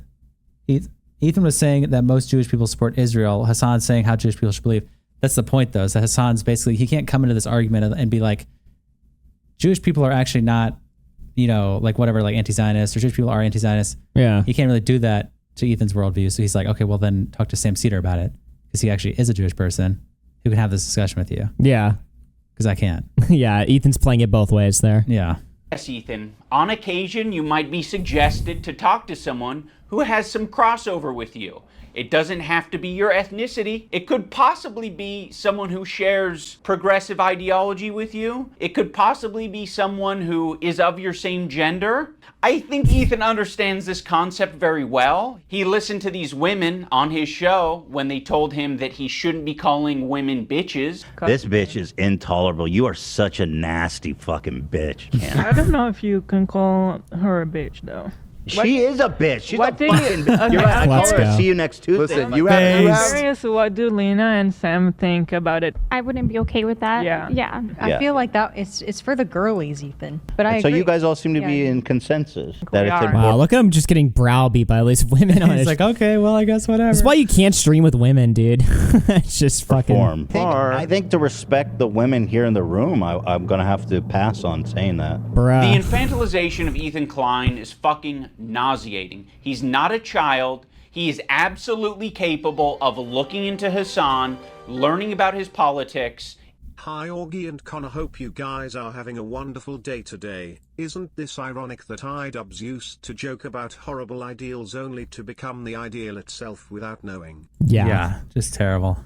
Interviewing, Thank you doing for the loads support. of things to figure out where he stands. He presents himself as someone like me, a left-leaning Democrat who supports basic things. And for the first time, I noticed an inordinate amount of radical, hardcore leftists. I mean, I thought we were social democrats, not whatever this was. This comment from Hassan really started to sound some alarms in my head. I was already getting uncomfortable with our partnership. I started to wonder if I had any idea who this guy actually is. You made how many episodes with Hassan? Like, this guy made a fucking program with the biggest mega leftist on the platform. Now he's acting like he was tricked and he was incapable of figuring out what this guy's beliefs were. Bro, I didn't. I mean, that's kind of true too. That was like one of the first points in Contanuke, and I was one of the ones I was like, yeah, I didn't know he was like this, even though Everyone knew. he's had like a million clips go viral of Yeah. him saying crazy and insane, sometimes even like violent shit. Yeah. So it's like you knew that this guy was on that level. I think the part that Ethan didn't know was just how militant Hassan was for Palestine. And anti right? is being against That part I Israel. can see Ethan being thrown off by, because he probably didn't even fucking, he just wasn't thinking about that, right? Yeah. Because he thought he'd be. I think Ethan has always thought he would be untouchable by the left. Like when guys like Jordan Peterson would warn Ethan that your audience, you placate to progressives, but one day they're going to turn on you. Yeah. Ethan probably looked at that and was like, what do you mean? Why would they turn on me? I support gays. I support trans. I support all the stuff Yeah. they like. But then the fucking Palestine-Israel conflict came, fucked everything up. everybody like said fuck Israel on the left, and then Ethan's like, well, wait, I'm Israeli. Wait, guys. What the fuck? And now he's in this situation that he's in. Yeah. So I can see him being blindsided in that regard, but being blindsided that Hassan's like a far leftist, like, come on, his catalog was there. You know, it was clearly presented by many people, many detractors of Hassan at the time. Like all the clips most of the clips that make Hassan look bad were viral then, and had been already reviewed and seen by most podcasts. So. Make the fucking leftist program. You did. You made fucking, 60 some odd episodes of this shit for hours talking to this guy? You didn't have a problem with any of it until, Ethan talks about being aware of Hassan's 9/11 comments and then sort of leaves it at that. Like it was just a joke. Actually, I think Ethan describes them as edgy moments or jokes. You might remember him from such classics as America deserved 9/11, dude. Fuck it. I'm saying it. Now, to be clear, I knew about all these edgy and controversial jokes at the time we made the show together, because who am I to judge? No, Ethan, those aren't jokes. Yeah, right? I was about to say the same thing. It wasn't a joke. It was a serious point. Now, iDubbbz's is cooking here. Yeah. Makes a controversial statement like that. That's not them trying to. It was a critique on American foreign policy, right? Yes. I honestly, I'm even going to be charitable to Hassan. Actually, I'm not even going to say that clip is Hassan like saying like, I want the Americans who burned in the fucking ashes in the building deserved it. Like I don't think that's what he was getting at. I think he was saying that American government and foreign policy caused terrorists to attack them because they basically were slapping around the Middle East and their bitch or whatever, and then the Middle East was like, fuck you, we're going to kill your people. Yeah, exactly. That's what Hassan's trying to argue, whether you agree with that or not. Yeah, I mean, it's an arguable point, but like, I don't think that clip was necessary. I mean, he worded it like fucking stupidly because he's an idiot, but I don't think that he was necessarily like just like, those people deserve to burn. Yeah. Yeah, I think it was just hyperbole. To be funny, I can understand why you would conflate the two. That is someone who is extremely frustrated and passionate about a particular topic. In this case, American imperialism and terrorism. You could have looked into that. You could have talked to Hassan a little bit more and found out what his international politics opinions are. But you wouldn't even need to do that. You can look at it online. You're not a victim. You weren't tricked. You made 60 some odd episodes. If you didn't want to go down this route, you shouldn't have done it. But that was your fucking choice. You did it. You are an adult. When Ethan and Hila are watching Matt Lieb saying that one state doesn't represent all Jews, they cannot wrap their heads around the idea. No single person represents all Jews. I'm just telling you how Jewish people around the world interpret that phrase. No single person represents all Jews, as no single state represents all Jews. This is another weird thing. Oh my God. Israel, this is a lie that I see Hassan and people pander. They say that Israel's going to war on behalf of Judaism. They have never, I don't believe that that's ever been stated. And I don't think Israel ever explains that it's like, I think Israel says it's a place where Jews can go. Israel's just a place Jews can go. With that slogan, we might actually have peace. If that's all you're defining Israel All right, why is this video suddenly good at the end here? What the fuck? as is a place Jews can go. Like, sure, it sounds like America to me.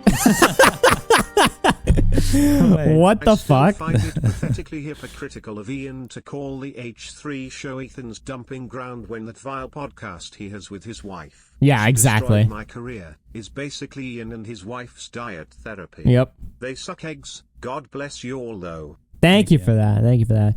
Well, I gotta be honest, these past few points have not been bad over here. Like, I don't think Israel is just the place where Jews can go. I think it's like the Jewish their homeland. Yeah. You know what I mean? Yeah, is that the point? Is that what Zionism's all about? Right. That doesn't mean that every single Jewish person agrees with Israel's actions, but that's not what Ethan is saying. Well, Israel's just a place Jews can go. It's just a place. No, it's your place. Like, it's specifically like the place that you're entitled to. Right. And you can disagree with their actions, but don't act like it's just. It's literally like the geographical biblical lands that you guys are promised, right? Yeah. Like it's a little bit more than that. Like, all right. I don't think that Israel said they represent all Jews. I don't think that's a stance. We're like, hey, displacing Palestinians is all Jewish people. Ethan is being so disingenuous here to suggest that he doesn't understand what Matt Lieb is saying. Like, he's making a semantic argument. Like, I don't think Israel has said that it represents every last Jew on the planet. I don't think Israel has claimed that.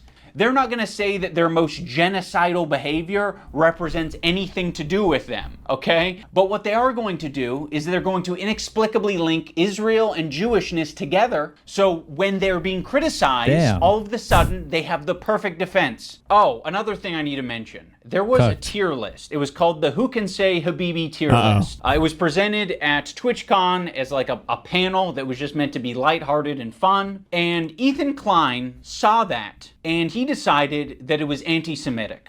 Tier list them, and we're going to need your help to discuss and figure out who can say Habibi and who can't. And also, we have tiers. We have Arab coded. They ask permission to say Habibi. You know, like you. I mean, I don't think it's a silly point to say this was a pretty clear dog whistle though. Love Sabra. I mean, come on now. That's like it's like a list of like, who's white and at Who the has bottom the cracker pass? Yeah, who's got the cracker at the bottom? Like likes chicken and grapes. Yeah, it's like okay. I mean, is that not supposed to be racist? Yeah, like obviously it's. You got like a white guy who's like, can I say it? Is it a slur? And then now, I will say it's pretty cool that this is like a Twitch sponsored event and they're doing stuff like this as their panels. Like Twitch is just such a like schizophrenic company. It's so weird. Of Sabra, which is they're like the soyest company on earth, but then they do shit like this. It's like what? They're not Arab coded at all. Now, when I first saw this tier list, I immediately knew what it was doing. I was like, oh, it's a play on the who has the N-word pass and who doesn't tier list. Granted, Habibi is very different than the N-word, but it is a cultural word amongst Arabic-speaking people. So if it was this who has the N-word pass and the bottom was like, eats unseasoned chicken, would that be referencing white people? Or right. Would that be, I mean, come on, obviously it fucking would be. Yeah. So Love Sabra is referencing Jewish people. It's obviously, like, why can't they just own it? Yeah. And Muslim people. Don't they know how popular it is and cool it is to be anti-Semitic right now, especially on Twitter? Like, why can't they just fucking own it, you know? It's fun.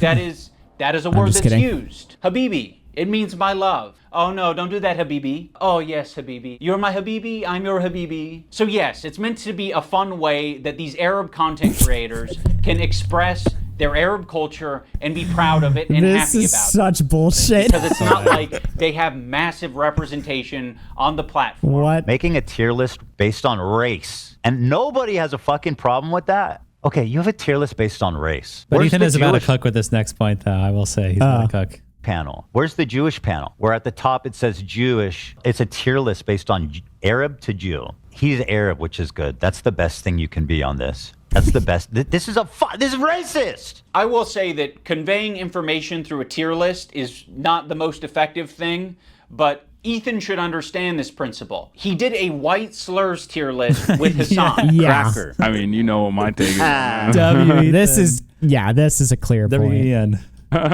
We can't put this as an F. Cracker. I mean, that's got to be at least a D, right?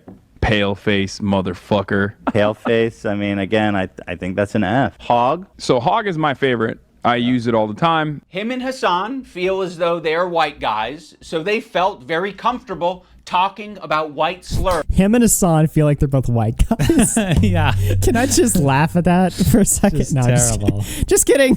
On their tier list. I think I'm more white than you. What do you think? I think I'm white. Like I'm super. Wait, chat poll. Who's whiter? Actually, this is a serious question. Who is whiter, Hassan or Ethan? Yeah. White. Can you understand why Arabs might feel comfortable talking about Arab shit on their tier list, Ethan? You're the white guy? You think you're more... Hassan is selective about whether he's white or not? Yeah. Yeah. Hassan. And white than Hassan. I think I'm more white than you. So yeah, the white guy can say all the things that he wants, like cracker, but the Arabs can't have their tier list. I would put him also in Arab. I know Turkish people are different. Notice how they drop the premise almost immediately that it's about who can say Habibi. And then it's like Hassan, okay, actually he's Arab. We fucking love him. He's dope. He's Arab. Habibi is an Arabic word. That is an Arabic word, Ethan. Funny about this whole thing is that they say Habibi in Israel. Again, people underestimate just how like mixed Israeli culture is. Like we say Habibi in Israel. Yes, Ethan. Another piece of evidence as to why it isn't anti-Semitic. This is racist. If you're not Arab or understand Arab culture at all, which is a lot of Americans, and Ethan Klein presents you this tier list and calls it anti-Semitic, you're just going to eat it up. It's not. Ethan is just proving his location on this tier list under Love Sabra because he doesn't understand Arab culture. This just sounds like Cove to me. I'm sorry. This just sounds kind of... It's a fucking race... It's a racial tier list, dude. Yeah. There's a lot of Arabs who eat Sabra. There's a lot of people like me who eat Sabra. A lot of this is bullshit. Yeah, and again, it's like if I had the list of like who can fucking who can say cracker or whatever, and then at the bottom it's like loves chicken and grapes. The obvious dog whistle ever, right? And then I'm like, white people can like chicken and grapes too. It's like, dude, but it's a fucking stereotype, dude. Same thing. Yeah. At times it's all that's in the store, and I'm gonna buy it and I'm gonna eat it, but it is not the good shit. Like the average Arab American, they're gonna go in the store and the only option they have is fucking Sabra, and that's Ian Jomha, Arab expert, former N enthusiast. Yes. Sucks that's the only option, right? Arab communities and distribution facilities are not widespread across the U.S. So what are they left with? They're left with a common, relatable, shitty hummus, which is Sabra. And now, I will say this part right here, this actually might be the most reminiscent to classic Content Cop points of all time, because what you have here is iDubbbz defending racism. Just like how in the fucking Content Cop against Tana Mongeau, the whole video is defending why saying the N-word is awesome to provoke people and stuff. That was a great point. And right here, this point could use a little bit more work, a little bit more thought put into it. But at least he's going back to his roots here for the first time in fucking forever and actually defending being racist. It is good to see, the old iDubbbz. He's still in there. He wants to come out, so it's nice to know he's still in there. And what's so fucking pathetic about this whole thing is after he was able to get these Arab creators banned off of Twitch for 30 days, he goes on to talk about how bad Sabra hummus is on his show. I don't think anybody prefers Sabra over homemade like restaurant quality hummus. It's what's there. Like weirdly fluffy. It is Sabra. fluffy. Weird. Yeah. I would buy it sometimes and eat it. It's not the best. The problem is with Sabra, in my opinion, it's only good for the first 2 days. For some reason, like when you eat this Sabra shit, it just feels so much heavier. Imagine eating a whole fucking vat of Sabra. That's crazy. Yeah. I've never liked hummus. Oh, okay. Well, you hate Jews then. I don't. And Arabs. Yeah. This is racist. Yeah. I mean, I don't know what point is being made. Ethan doesn't like Sabra, so therefore he can shit on Sabra, but the Arabs can. Is what Ian's trying to say. Well, what he's saying is the tier list is it's a racial dog whistle. Yeah, Ethan's not mad that they're shitting on Sabra. Yeah. Ian missed the point there. Like what? Yeah, it's almost like you can have a discussion about Sabra hummus being a bad hummus without it being at all related to a Jewish thing or an Israeli thing. You're autistic. You missed the point. He can have that discussion as much as he wants on his podcast because we all know his intentions aren't anti-Semitic. This is what he did. He hit his heart hard. The Zion. Okay, him reacting to Elon Musk? Come on, bro. Zionism is leading to not accepting. Was that clip supposed to be presented as like Ethan goes mask? Okay, I mean that's gotta be a bit. Holy shit. Other cultures embracing their own. There was like no setup to that bit at all, though. Culture, and instead thinking that is an attack on you. There's this incident on the podcast where they were reacting to Cutie Cinderella, and Ethan was laughing during it. So that ended up being a pretty important Ethan had wake-up a little call too for much Ethan. fun. He made an apology video directed at Cutie Cinderella, and it was graded by a professional psychologist, Dr. Kirk Honda of Psychology in Seattle, and Ethan got an A+ rating. In terms of a public apology, this is A+. All right, who the fuck is this? I'm sorry, dude. I don't even know if this guy is like an enemy or like a bad guy or not, but this whole idea of like, I'm a psychologist, I'm going to rate YouTuber apologies. It just seems so bullshit to me. It is weird. It's like body language videos. Yeah. Where it's like people that analyze the body language as if that tells you anything. Like, what is this guy? Why is this guy in any authority to tell me that an apology is genuine or not? I prefer my own opinion on this, actually. Why are you an expert on this? Because you're a psychologist? So what? Ethan won't stop talking about his A+ rating. You know he rated my apology to Cutie Cinderella a perfect score? A perfect 10. A perfect 10 out of 10? Literally 10 out of 10. Go back. I can teach you how to make a good apology. I'm the best at it. 10 out of 10. I know what a perfect apology is, lady. You fucking don't. Is my perfect apology in this PowerPoint?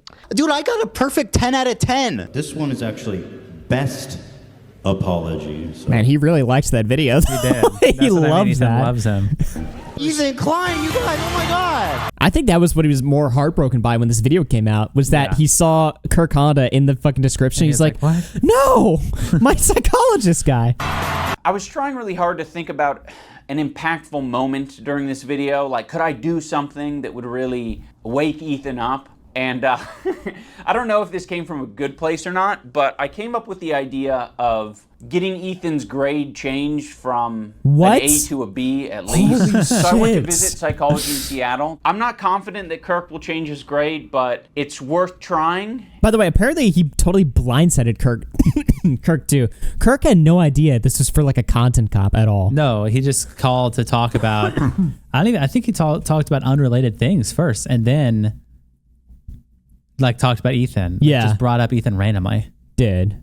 And you know, we might learn a thing or two. Xander! Probably get pretty low marks. Unlike me, perfect score, 10. I said, hey, Lud, no big drama. Why are you such a spineless coward of a person now that you've inserted yourself and your girlfriend into this conversation? Okay, iDubbbz, I hear you. You're in the room with me right now. I hear you. I hear your request. I understand it. I can understand by the way, where it's coming from. He flew out in person for this, by the way. Yeah, this is like the most insane part of the video, actually. Yeah. And I guess have a policy that when there is a grade for an apology, I am just grading that discrete apology as I see it without taking any consideration of prior or future behavior. If you're wanting me to comment on the overall behavior or the recent behavior from the clips that you have shown me, I believe that Ethan is a good person and that eventually he will feel sorrow and will feel sorry and will apologize, and I will be there to evaluate that. Happy you guys are back. Thank you. Apology when it happens, which I know it will. Oh, brother, this guy stinks! Unfortunately, Kirk did not change his grade, but that's okay. He just got cucked. Because this is the internet.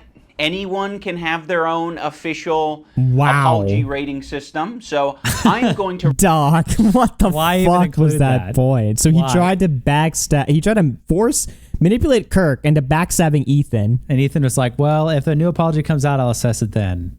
But as it stands, like that stands on its own, and it's an A+ 10 out of 10. And then iDubbbz gets cucked, and he's like, well, I'll allow him to have a different take. And that's what Ethan didn't do for me. Like, that's how he spins I it guess. into a W. He just includes his own ownage in the fucking... This should have been a deleted segment. Yeah, exactly. What the fuck? Ethan's apology a B-. That's just based on my own feelings and my own rubric. When Psychology in Seattle was watching these... And see, this is empathy, by the way? Yeah, I know. Trying to manipulate a therapist into fucking over Ethan? Like, what? Video clips Just of wow. Ethan, he said that it looks like Ethan could just use a hug. Now, of course, it kind of pisses me off to hear that shit, because I'm like, what are we doing? What are we saying? He needs a hug? No, he doesn't need a hug. He needs a good fucking ass whooping is what he needs. Cool. I think something Wow. that's very important to me in Everyone bringing back beat Ethan's ass. Dude, this last part of the video just feels like he's like just doing like outtakes or something. Like, what? Content cop is to be fair. I think that was something that was not illustrated in previous content cops that I think should have been and probably wouldn't have left me with so much regret. Ethan deserves all of the criticism that he's getting. I think it's very valid. But I also think, at the end of the day, we should iDubbbz's apology a B lol. Yeah. Yeah, literally. acknowledge that he's human, because he is human. And he is in a situation that's making him extremely scared, paranoid, defensive, sensitive, and I'm sure other So I made a content cop on you, bitch. Yeah. You're in this position, so I'm going to make a 7 million view video calling you a Zionist, and This is like the mask like dropped like 5 minutes ago now. Yeah. Now we're in just like the unhinged part of the video where it's like you start to see like the real iDubbbz come back. He's almost like he sounds more confident, you know what I mean? I mean, he's just completely full of shit right now. but you're almost getting that older, like confident, cocky iDubbbz in this fucking content cop. Yeah. But wow, was the mask falling? He sounds like such an asshole here. In the spirit of Kirk saying that it looks like Ethan could just use a hug, I have challenged some of his most powerful haters to put down the haterade and just say something nice and charitable about him, because I think he deserves it. I just wanted to say that I respect that you are genuinely yourself on the internet. I think a lot of other people respect you for as well. I think that's a big reason why people were drawn to your content in the first place. I think that's a lot of the reason why. This is like those like nice tracks people used to make back in the diss track era. Where it's like, I'm gonna make a track just praising you, and that's so disgusting. Your employees chose to work with you over anyone else. Ethan, I think it's respectable that you even began this journey to leave behind the anti-SJW crowd and step into a more empathetic worldview. I know it's not easy. Ethan Klein, I think that when you are being goofy, when you're being silly, when you are being lighthearted, and just having fun with your friends, I think that is when you're at your best. So I'd love to see more of that. That'd be sick. I will be reading my letter off because I don't want to sound robotic. H3 used to be the sports for good that I used to watch. I hope that one day gets back to what I remember. You were one of the inspirations for me to start creating content, so all this has stunk. I hope you really hear this, and I wish you the best. This stinks. I think Ethan Klein rocks a buzz cut pretty good, and I think he's got a good choice of facial hair. I think it's really cool what he did 8 years ago, fighting that frivolous lawsuit. That was pretty fucked up, and fighting. Dude, Noah like is filled with hatred. Yeah. For Ethan. Well, that's why he's referencing the lawsuit. Yeah. A frivolous lawsuit like the one against me. Oh man, Noah's one actually is funny. Yeah. He changed YouTube for the better, and I thought that was cool because I thought it was like he was fighting for free speech. You know. Oh Noah, dude. Okay, Noah's one was good. I also see the dynamic of Ethan and Neil. Ew. What the fuck? Why is he in tears over this?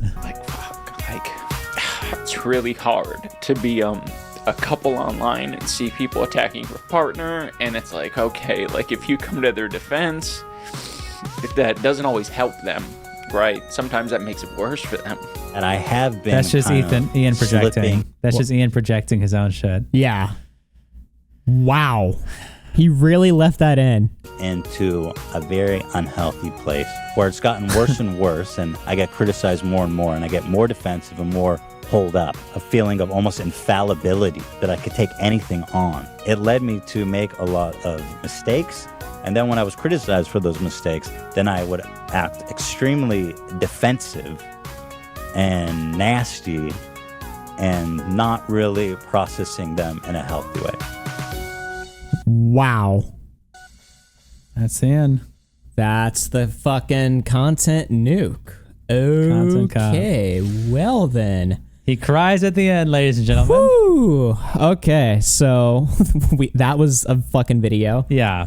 So Content Cop before. That ending was like unhinged, like all of it. Like the Kirk Honda part, the fucking empathy part, the crying. Calling like, to kick his ass. It kind of just like flashbanged me all at once. Yeah. Wow. Okay. So I won't sit there and say, just as like some concluding thoughts, you know, Yeah. I'm not going to sit there and say that all of it was trash in terms of at least the talking points. Now, all of it was trash in terms of the entertainment value. It was complete dog shit, right? Right, horrible.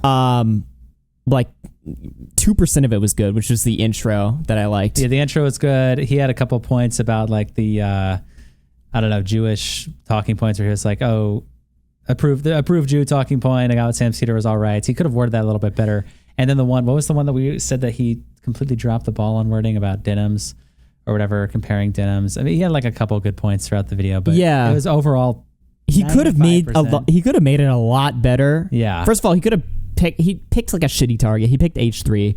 He could have made his H3 critiques hit a lot harder. I think we came up with like 3 more like solid points that could have been his video. Yeah. Mainly just the point about how he created Clash 3 is gonna bomb after this fucking. Oh yeah, we're gonna cover that tomorrow. I think he I don't know. He could have gone in on like the fact that Ethan created. He raised the bar to this level of toxicity that he's at now, and now he can't handle it. Yeah. He did, like always shitting on people. I think he could have pouted him more on the lawsuit stuff. He did mention the lawsuit stuff, but that was like he gave like a sentence on that, yeah, when that should have been like a more like solid argument. For a critique on H3, I gotta say, it was pretty fucking bad. It was shit. And I think the only reason why there was a couple good points is just because Ethan has objectively done things that's bad and wrong. And it's not really hard to miss it. Yeah, if you're just gonna do like a scattershot video on Ethan Klein, of course some of your points are gonna line up, right? But most of them missed, like 90% exactly. or more missed. So really, just a low effort video. Like and in terms of content cop too, terrible. In terms of like a content cop video, like if this was just a what is it?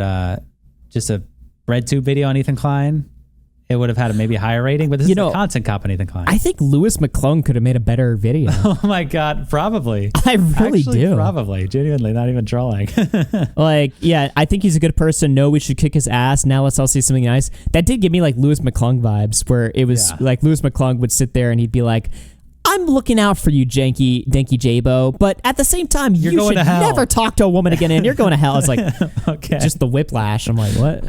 Where are we going with this? Soy boy bread tube like mindset that iDubbbz is jumping right into. He's fitting the cookie cutter pretty well, though. I will say he did a good job at just giving everyone whiplash and making deranged points and that was a video.